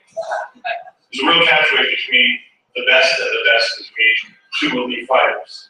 And it's the weight that's fair to both guys to make this fight happen, and that's what they both want to do. Question, your question is you. Colorado Springs, beautiful place. Like Rockwell tell them, high altitude. Is that tougher to work out and to lose weight? It's breathing becomes harder to do. I think you one of the people that think boxing go by the slogan. Of course it's tough, but at the end of the day, this is not my first time at Colorado Springs. The day before yesterday, I just ran up like about 8,500 feet up. I'm feeling good. I'll make it easy. Like I said before, I just didn't have a reason. Now I have a reason to make it. If you're not, keep out at boxing.com. Over here. Okay, I see. Is it an advantage for you to fight about 140, or is it a disadvantage for you to come down? I don't really see the advantage or disadvantage in this fight. I wouldn't say it's a 50-50 fight. But more like a 50-40. No, I'm joking, man. He's a 35, 40 pounder. I'm a 40 pounder, 35 pounder. It's gonna get on the hot. That's the beauty of boxing. Of course, this question is for Broner and Mike Stafford. You guys use this as added motivation, kind of as a kickback, because you've been there with Robert Garcia. You know I don't like you. Why did you get that? You know I don't. I don't get back in life. Give the boxing boys the life, man. What you say? Come on, good. I think that. Is it added motivation and kind of get back? You've been there before with Robert Garcia and Marcos Maidana. It's really not get back. You know, like I said, before, I tip my hat to Robert Garcia. He's a friend of mine. Maidana is a friend of mine. You know, it's a part of business. It's just after this fight, hopefully we can go out and have steak together and talk about it. Hi, this is John with us. My question is for Mikey. Coming up at 140, you feel that way you'll be comfortable and strong enough to fight an opponent like Adrien Broner? Well, 140 pounds to me made sense for this type of fight. I still feel that 135 is probably the best division for me right now. After my last performance at 135, I felt great, fast, strong. But I don't feel 140 will be much different. At 140 will allow me to make weight a little more comfortable and still keep my speed and my power. Thank you. Question for Adrien. This is Mike Kovalev from TV. You know, I've seen the Snapchat, see you're training hard. You know, other than being in Colorado, what's the biggest difference in this camp? What things are you doing that are different? I'm just more focused, man. You know, in a city in Cincinnati or DC, is so much going on and so many distractions. Whether other than in Colorado Springs, it's nothing to do but look at the mountains and box. I might go golden here, but other than that, I'm eating shit, sleeping in the box. That's it. My question is for Mikey Garcia. We're going to talk boxing. Robert Garcia might not have a lot of success in Adrien Broner in their fight. What can you use in that fight to be able to use their against Broner? Well, Maidana has a whole different style of fighting than I do. And so I really can't take anything from what I've seen with Marcos and use it with Adrien. That's not me. That's not my fight game. That's not my fight game. But you know, I saw that Adrien, you know, was able to beat her. Maidana was able to hurt him, drop him. So that gives me a little more confidence that maybe I can do the same. That fight was also at 147. Maidana is a huge puncher as well. So the power is different. I don't know if I'll be able to carry that power. I feel I will, but who knows? We'll find out. If you hit him with your best shot, you think you'd be able to hurt him with that? He's against me right here. Right here. I don't know, man. I feel like, you know, I can hurt just about anybody with the right punch. Anybody really can get hurt. I mean, I can get hurt. Anybody can get hurt with the right punch. You know, but I think it's one of those fights where people might be looking at the power a little too much because there's more to it than just power. One last question. I want to say we're going to take a half-hour question. Right here. So we're only fighting 360 again.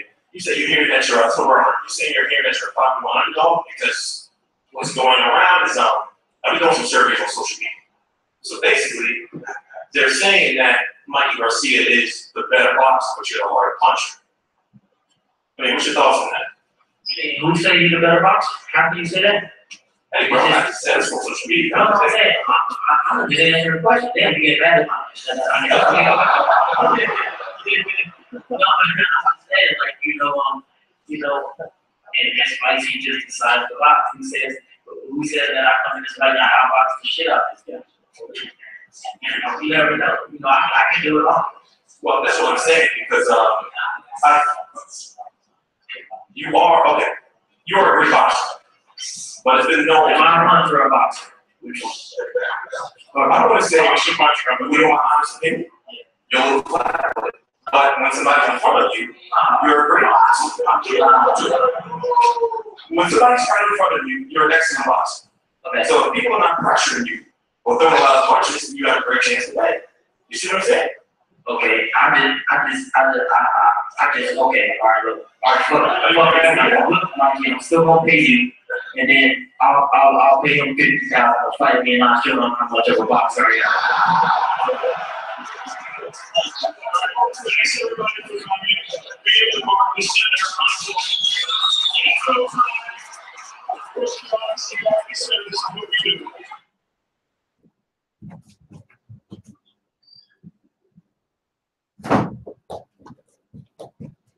Thank you. Thank you very much for your patience.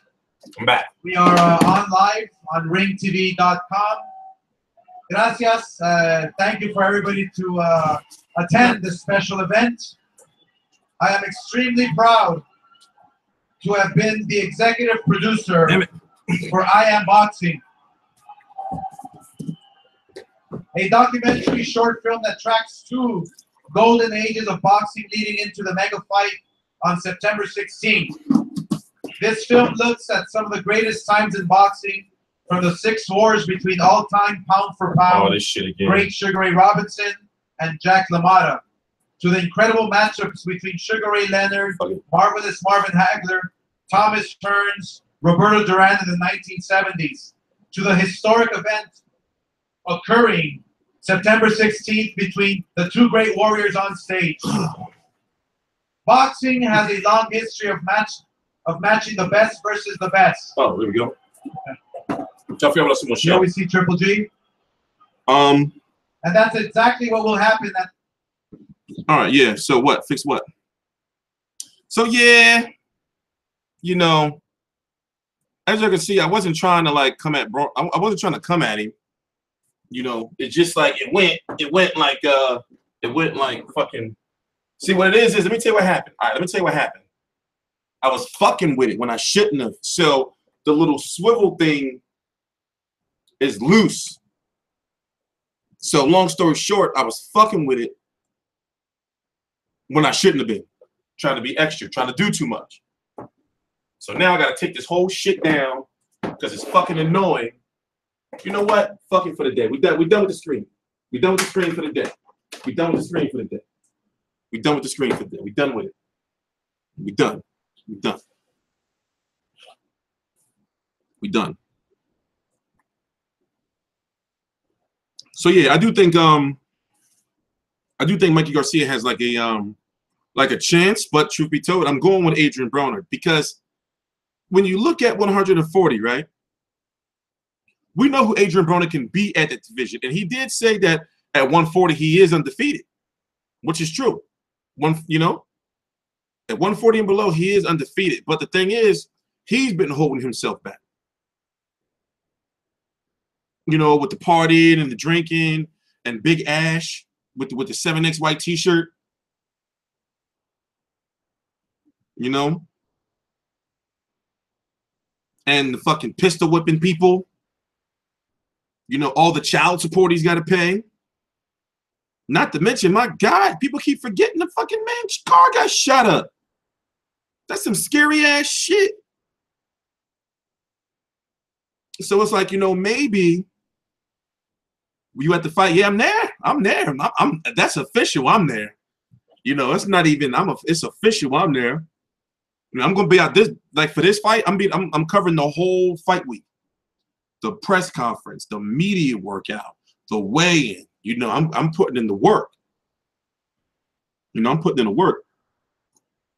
Hold on, I made this roast beef, and I got to floss. Give me a minute. I'll be right back. In the meantime, they play this shit. I got to floss. I am the beauty of the human form, and the darkness. Shit is annoying. Mind. I am the violent release of strife within all men.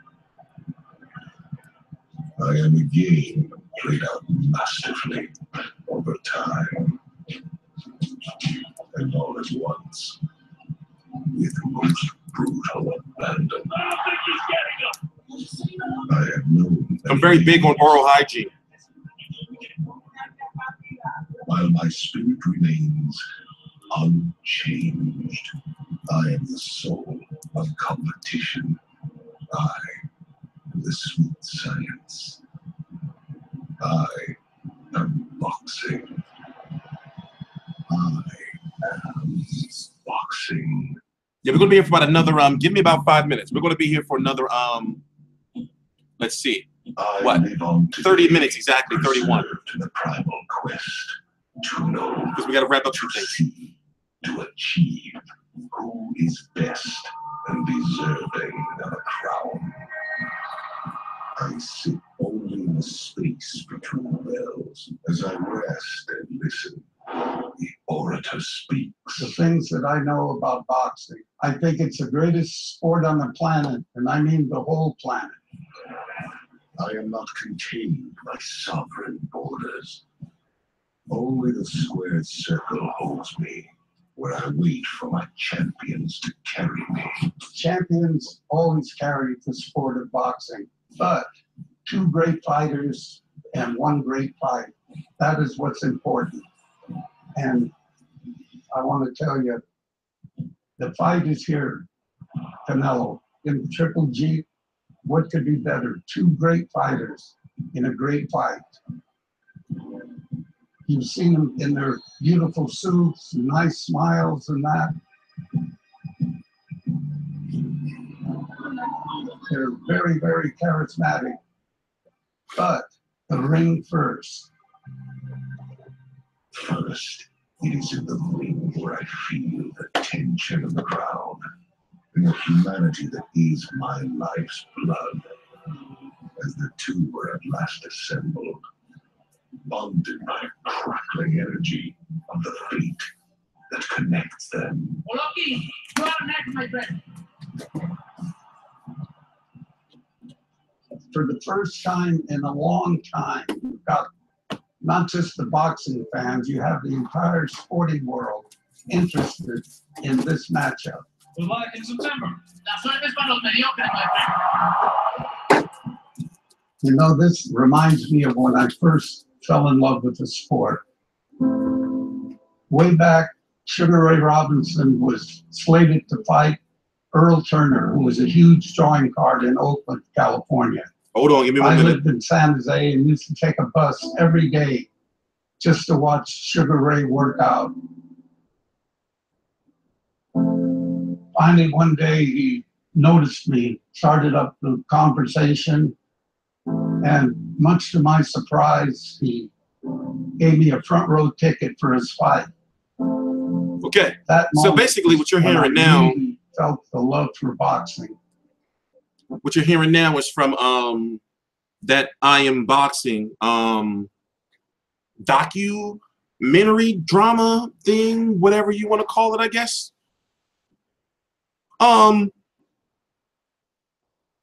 Let's see what is going on. We already talked about Canelo Golovkin. We watched the press conference live. We're going to be here for another 27 minutes exactly, and that will make it a 2.5 hour video.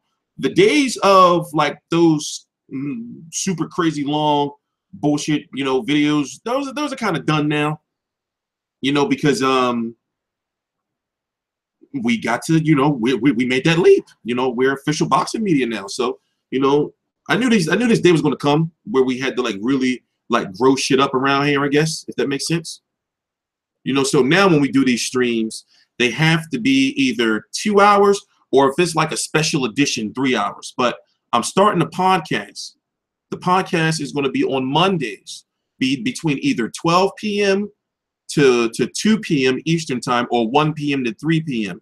Now, if you look at that time in all different time zones, you know, it's good for everybody. If you're on the West Coast, it'll be on your morning drive. If you're over in the UK, it'll be on your drive home. If you're over in Australia, it'll be like early morning if you're early. So I picked that time for a reason. You know, and when you do a podcast, that's every week, the same time, consistently. You know, we've already reached out to some boxers, or I have, as far as mainstream boxers. And of course, thank you to guys like David David Oliver Joyce over in the UK, Tyrone McKenna, Eat Naked, Fight TV, you know, The Sportsman, you know, and I know I'm forgetting some names because we have sponsors and we're growing an international team of help, if that makes sense. You know, there's a lot of us. So I'm at the top of all that shit. It's crazy. So I'm supposed to be coordinating like all of this stuff and things getting done. So for example, we covered the Box Nation event last week quietly. You know, there was a Box Nation event. We covered that. What else? We signed with a radio station over in the UK. There's just a lot going on, man. So that's why I said on Saturday and Sunday, I'm going to just like fall off the face of the earth, you know, and just like get my head right. Because Monday is it. You know, we here now. You know, is it. So we're going to Mayweather McGregor, and we're going to Canelo versus Golovkin. And then after I make it to Vegas, can't nobody else say shit to me. Simple as that. And I'm going to bring my ass back home, and I'm probably not going to leave my house until fucking like when I got to go get food. So I'm going to go to Broner Garcia. I'm going to go to Mayweather McGregor, Canelo Golovkin. I'm staying out in Vegas from August the 21st until August the 19th. You know, so we're not getting a hotel, like we're renting a condo. You know, so therefore, we're going to transport our lifestyle over to Vegas and be a hermit over there for a month. And only leave if it's like some boxing events, you know? And man, I'm going to take my pop to a couple plays, you know, some shows or something. We'll go have like a big feast somewhere. And then we're going to take our fucking ass back, you know, to the fucking hotel room. I mean, to the fucking, you know, place we're staying at. And then after I get back from Vegas, I'm going to send people to fights. You'll probably see me at a fight. You'll probably see me at maybe a few fights a year. I still got to hit the UK. I got to do a fight in the UK. You know, I don't know if that's going to happen this year. Mid 2017. After that, you know, I'm not going to no more fights. I'll be there like supervising shit, you know. So, since we got now what is it 23 minutes left, let's finish it out with some boxing. Vegas says prices. Yeah, listen, yeah, we gotta talk, yo. We gotta talk to you. You're gonna see me soon. You're gonna see me soon. I gotta start driving now. I gotta start driving now. You know, so you're gonna see me soon. So I don't have to do anything as far as, you know, I gotta go to, you know, doctors, go get food, you know, take my pop to the doctors. But basically, I don't really have to leave the house or the lab until I go to Broner Garcia. Oh, and the Mayweather McGregor press conference. You know, so I got a doctor's appointment for myself, 2 doctor's appointments for my pop, and then the Mayweather McGregor press conference in New York, and like go out to get food, and I don't have to do shit, you know, until I got to leave for New York for Broner Garcia fight week. So my ass is going to be in this fucking house working. My ass is going to be in this motherfucking house working because I'm tired of not making no money, man. Yo, I don't make no money. And people who know and work on YouTube, go look at my numbers. You know I don't make no fucking money. $100 a month. And I'm spending, you know, you don't even want to know. You think all this shit, shit costs money. Catching the train to New York, they give you 2 days notice. You got to be like, damn, let me book my ticket, $119. One way, all right, You know? Or, you know, somebody needs some gas money, or it's like, oh, I got to pay, you know, I got to make his email, or the website's got to be paid for every month. You know, business cards, fucking 5V360 mouse pads and shit. So, you know, we gotta get there. We gotta get there. You know what I'm saying? It's time. It's time. You know what I'm saying? So, like I said, we got the access now. We got the access to all the fights in the world. Is that crazy? We have credential media access to all the fights in the world, in the galaxy. In the galaxy. So listen, Boy Kovalev is dead.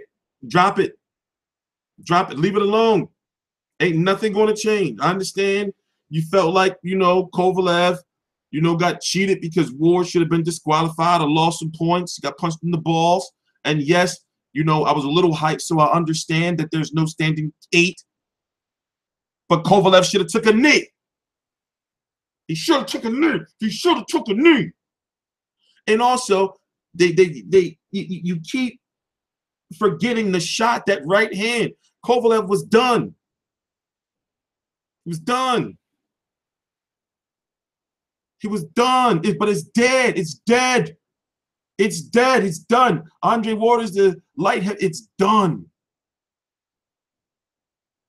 You can get a condo at Vegas for no, the one I'm looking at is $4,700. It's a 3-bedroom, but see, it's a long, complicated story. I'm not gonna go into details, but more importantly, like I need it for my pop though.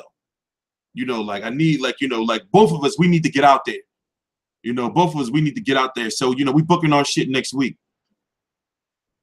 You know, it's in a nice gated community and shit. You know, like we booking, and like I said, we're gonna be in the house. Yo, I'm not gonna be. You come on. You think I'm gonna be going to Vegas and be all out there? That's not me.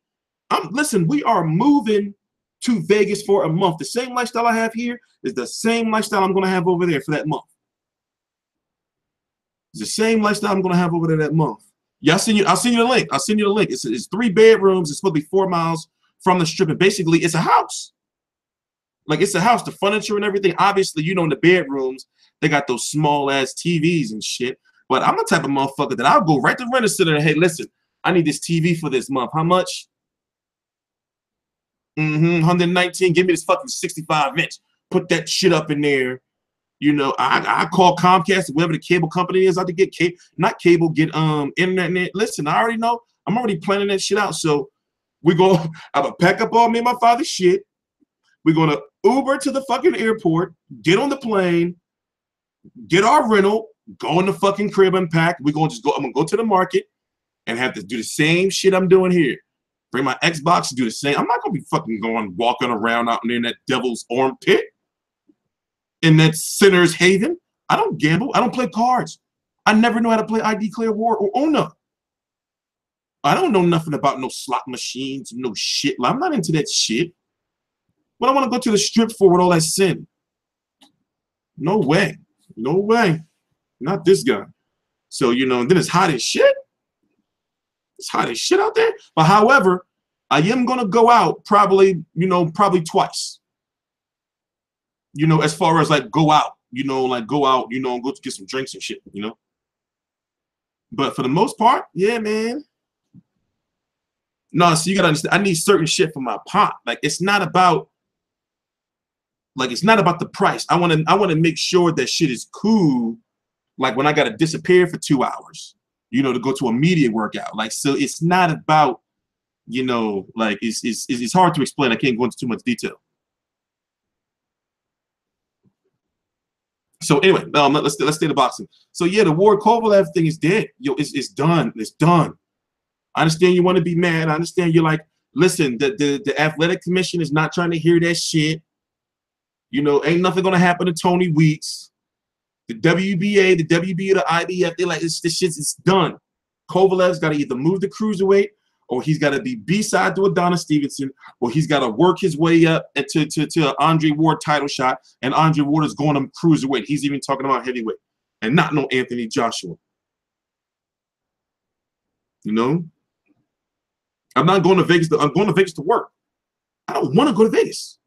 It has to happen. So I'm booking that shit next week. I'm booking that shit next week. And just getting it out the way. Because once I get the place booked and I get the tickets, it's like, oh, well, you're there. Just fucking pack your shit up, get in the fucking Uber, you know, get to the fucking airport. Simple as that. You know, so once again, I am moving to Vegas for a month. This is not a vacation. It's not a vacation. I'm just moving to a hot ass fucking desert for a month. You know, so it's not a vacation, trust me. I am not. It's not that I'm not looking forward to it. I'm looking forward to the fact that it's like, wow, I made it to Vegas and I'm working in Vegas at these events. But I don't, like, I'm a hermit. I don't want to be out there, man. I don't want, it's nothing that, it's this buffet I heard about. That's why I'm excited to go to Vegas. It's this buffet that has like all these fucking big ass seafood crab legs and shit. And I eat real expensive food anyway. So I'm the type of person that spend $100 on just like, you know, just so all you can eat seafood, big ass crab legs and shit. So that's what I'm looking forward to. Outside of that, it's gonna be too hot. I'm gonna be miserable. But I'm gonna be ready. That's why I'm cutting weight. And also, you know, I gotta be ready for AB, because what if we get on that undercard? On that Mayweather McGregor undercard. He said $50,000, you know, we can fight. So I'm like, everybody was like, whoa. I was like,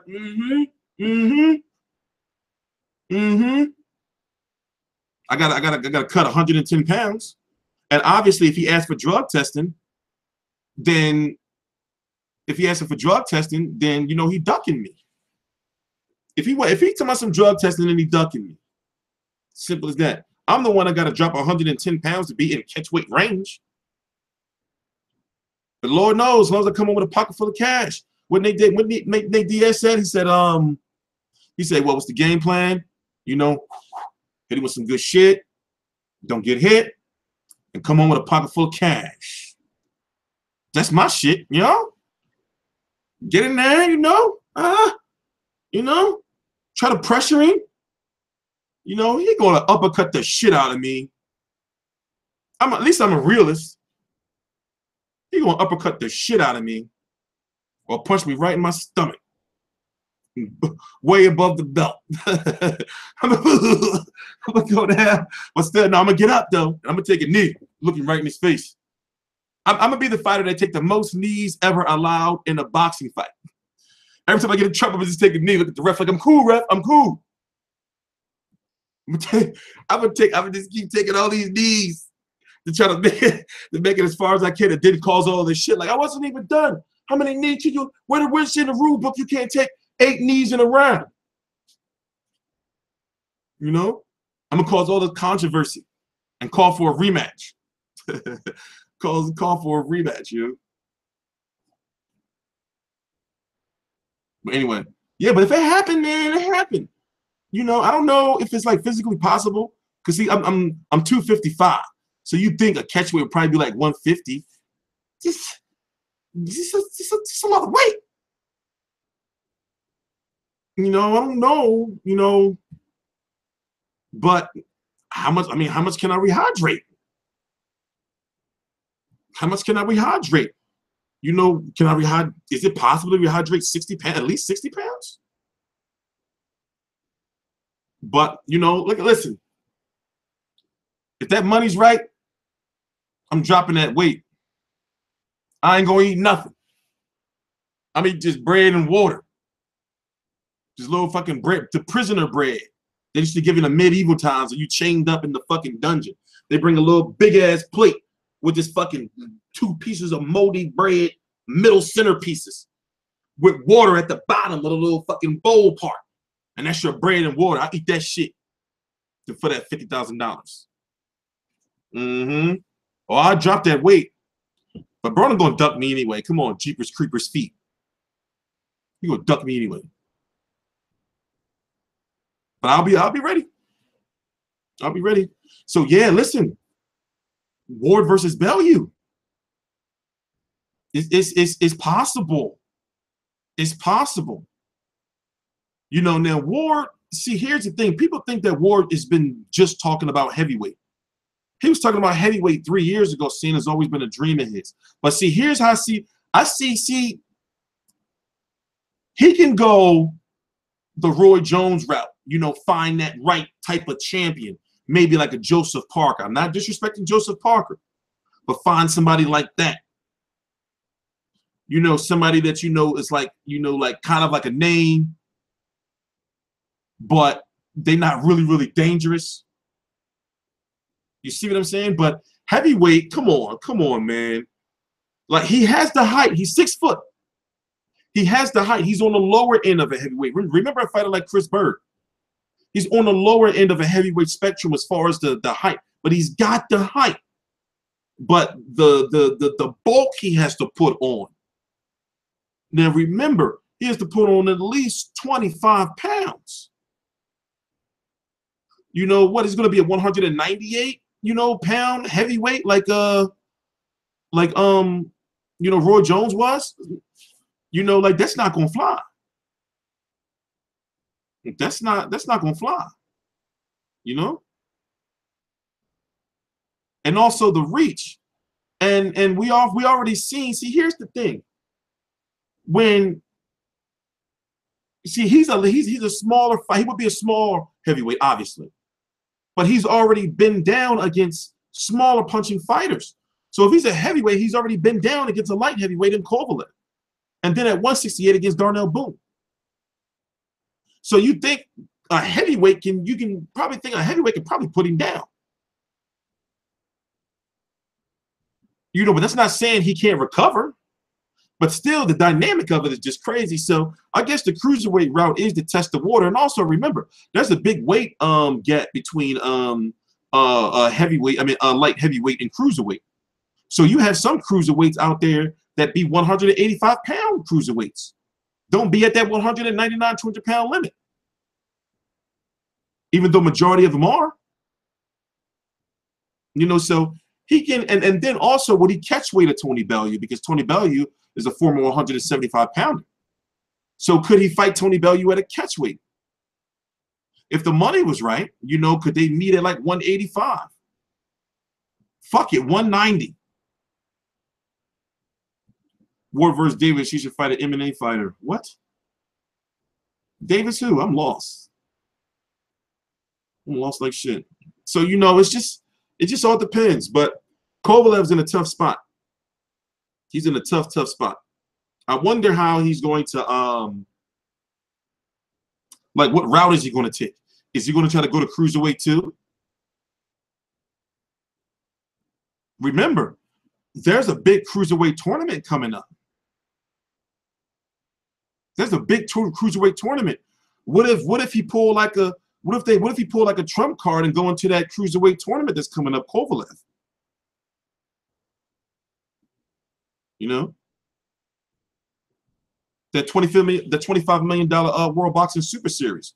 Because right now he's in a tough spot, because word is he didn't make no money yet for Ward Kovalev 2, or whatever money he's going to make is going to be so outrageously low compared to the 6.5 that's been shown that Ward made, whether it's official or not, just straight off. There's also word that he's upset with main events and that he may be going to Top Rank. You know, rumors are circulating. The rumors are that John David Jackson is gone. The rumors, the chatter's out there. That chatter. How much time we got left? Fuck. 8 minutes. We got 8 minutes left. You know, the chatter is out there. Phil Davis sitting on, bro.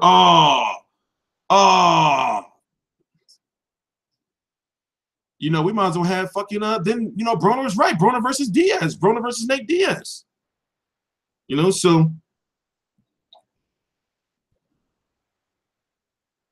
yeah, we have him his money. I don't know. You know, listen, people, I'm looking at it, because that's something you don't talk about unless you know, like, for real. You know, so, but people looking at it. I'm not the only person talking about it. You know, other media members are looking like, whoa, wait a minute. You know, like, what's going on here? Just don't look right. Just don't look right. You know? So, I don't know, man. You know, that's that talk out there. You know what? On the good side, though, you know, if you want some boxing, we got kind of a drought of boxing this week. You know, so next week is Pacquiao versus Horn. You know, you may say that, oh, who's this bullshit fight? But it's on ESPN, so it's something to watch. That's some big shit right there. So you got to think, next Friday, what is that? Next Friday night, right? Or next Saturday? You know, you got Pacquiao fighting on ESPN. That's a big deal. And it's not, and the thing is, people, I have to do a video on it, and that's why, you know, that's why I said, once again, I'll say it again. On Saturday and Sunday, I'm going to just disappear and just, like, relax and rest. We can start next week. We got to start getting the boxing news out again, because there's so much shit people be saying in these videos where they don't do no research. They don't know what the fuck they be talking about. So people think that the Top Rank is with ESPN, that it's going to be on the same low budget as ESPN Friday Night Fights. That can't be no further from the truth. This is a big-ass deal. They are putting high production value, everything into this ESPN on Friday Night Fights shit. It's not Friday Night Fights. You know, also, it's not a time buy. They're talking about putting on HBO quality fights on ESPN. We got to see how this plays out. We got to see how it plays out. You know, don't judge it yet, because remember, Heyman was supposed to be doing that on Saturday nights. So now let's see if Top Rank can do it.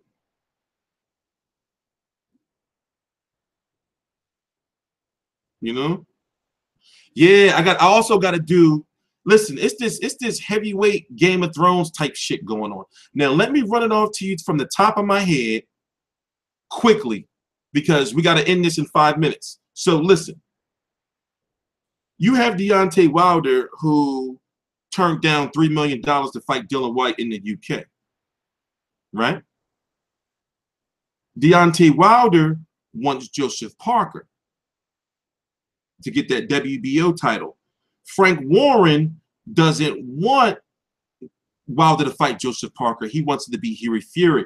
But something controversial was going on with Hughie Fury and drug testing and whatever the case may be. But you have Bermane Stiverne, who's the mandatory for Wilder. But if Wilder would have fought Dillian Whyte, he would have had to pay Bermane Stiverne step aside. Bermane Stiverne would have likely been made the interim champion or had to fight for the interim champion. Deontay Wilder and Anthony Joshua, or if Anthony Joshua wins against Klitschko too, have to fight because of the Showtime contract.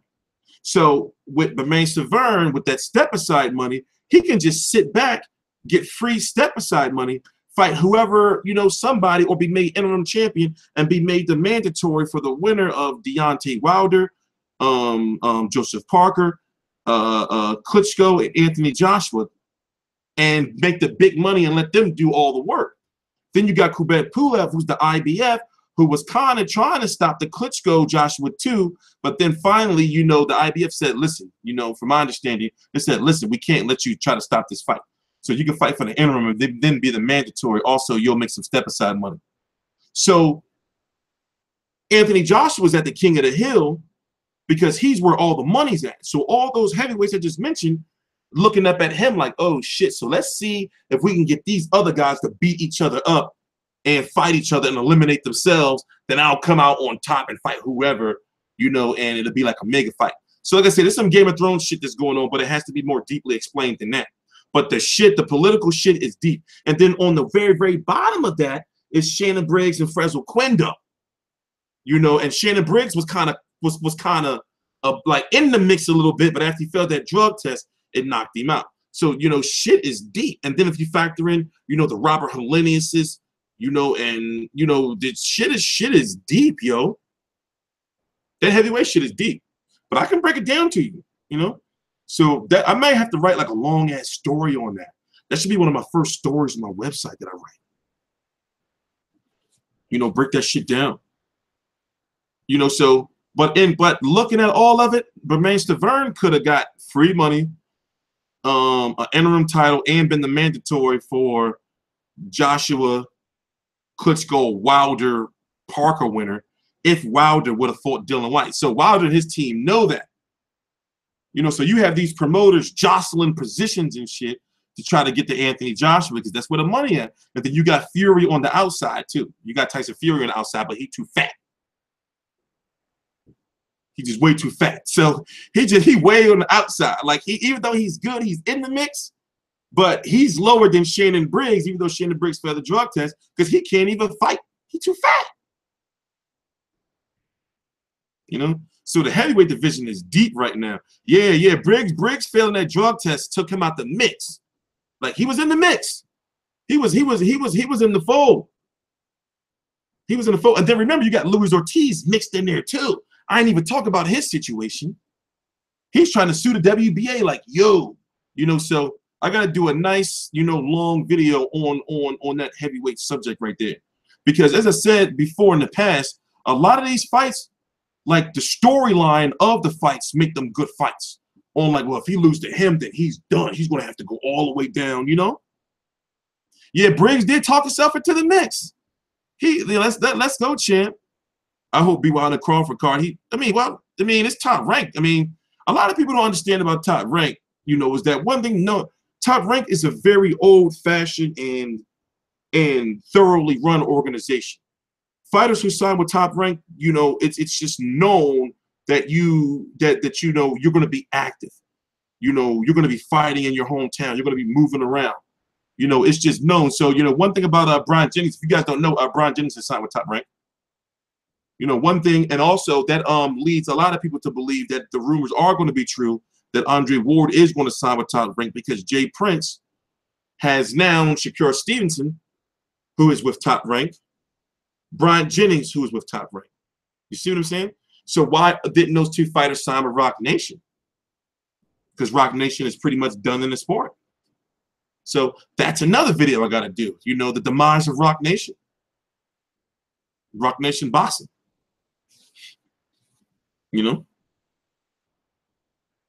So, yeah, you know, like me not doing like videos consistently before, I noticed that a lot of people be missing out on news and shit. You know, on like shit that be going on. Or most of the people that's on YouTube don't be explaining this shit right. You know, but 5 more minutes and then we are definitely out of here. Let me make sure that I end this. And what I'm going to do is I'm going to start doing other shit in the background so I can make sure that I don't run my mouth past 5 more minutes. T, what's up? T versus AB. What up, homie? It's happening. Well, I think it's going to happen. I think it's going to happen. We're working on it. You know, my team is going to reach out to his team soon. You know, but first he got to handle business on July the 29th against Mikey Garcia before he start worrying about me.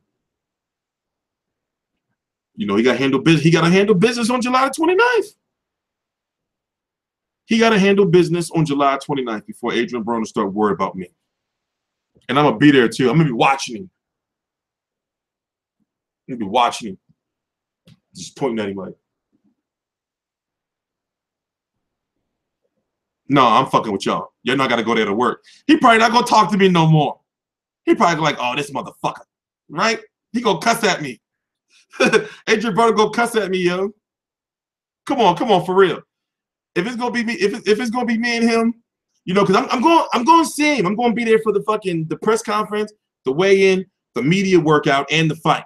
So he probably going to see me like, get the fuck out of my face, motherfucker. I'm like, oh, damn, AB, damn. Oh, man. It's messed up. You know? I already know he gonna curse at me. Kovalev versus Joe Smith. Kovalev's in a tough situation. Is Kovalev B-side to Joe Smith? Broner ain't gonna talk to me no more, y'all. Ain't gonna talk to me no more. Did Broner say anything more after the press conference? No, like basically he went, I wanted to catch Robert Garcia and I wanted to catch Steven Espinosa because basically you'll notice like a pattern with these press conferences. Certain people leave. Yeah, the t-shirts being made. T-shirts being made. I'll have them like, you know, a few weeks, I guess. With certain people you gotta catch before they leave. So I was waiting for the crowd to thin out, you know, with Broner, and I was hoping they was gonna let certain people in the back. Long story short, I can't say too much. But I was waiting around to see if I can talk to him by myself. I wasn't able to get him because I had to get the other 2 people. But no, he didn't know. He didn't leave. It's just that what they do is they'll tell you, like, all right, guys, last question, you know, and then they'll say, like, they'll guide, you know, them back to somewhere else, and they'll sit down somewhere in the building and do like those Showtime promos you be seeing where they'll be talking about, you know. So, you know, it wasn't no time to get him, you know, by itself, but it's like, I'm going to get him in the fight week. So I know, like I said, he probably going to curse at me. It's like, all right, it's going cool. I already know, bro. I see you in the ring. You know? See you in the ring. But once again, I wasn't trying to be disrespectful. Like, he didn't let me finish my question. Like, so people reading to that shit, like I be going to these fucking, you know, media events, being a vigilante. I've never been like that. You know, think I'm going to be going there just fucking shit up. People like, oh, you can't ask that type of stuff, TstreeT. You're going to get banned. Motherfuckers was all cheering and shit. I wasn't trying to disrespect him. As I told you, I look at Broner as being the favorite. So when he said he was a 5-1 underdog, I'm thinking like, how? Where are people getting that from? You know, but it is what it is. It is what it is. So obviously when I you know, like obviously, you know, like when I go to these events, you know, some people be knowing who I am and some people don't. So that's why I be having to say on these videos, like, yo, when y'all see me at these events, I'll be on some humble shit. Everybody knows that. You know, so I don't have to explain anything to anybody. You know, the people who let me into the events know, oh yeah, he cool.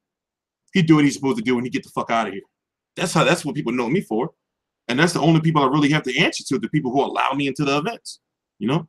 150.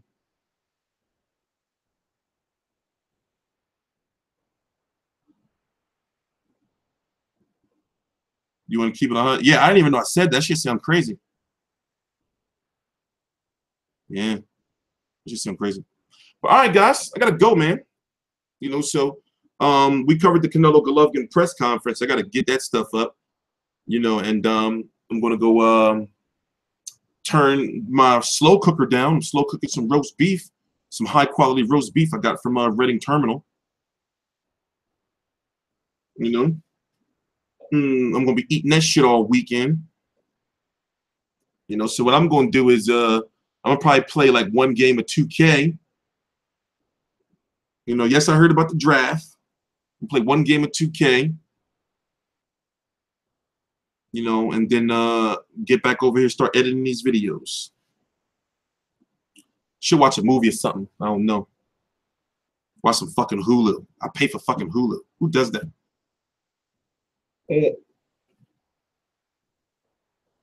TstreeT Controversy Live.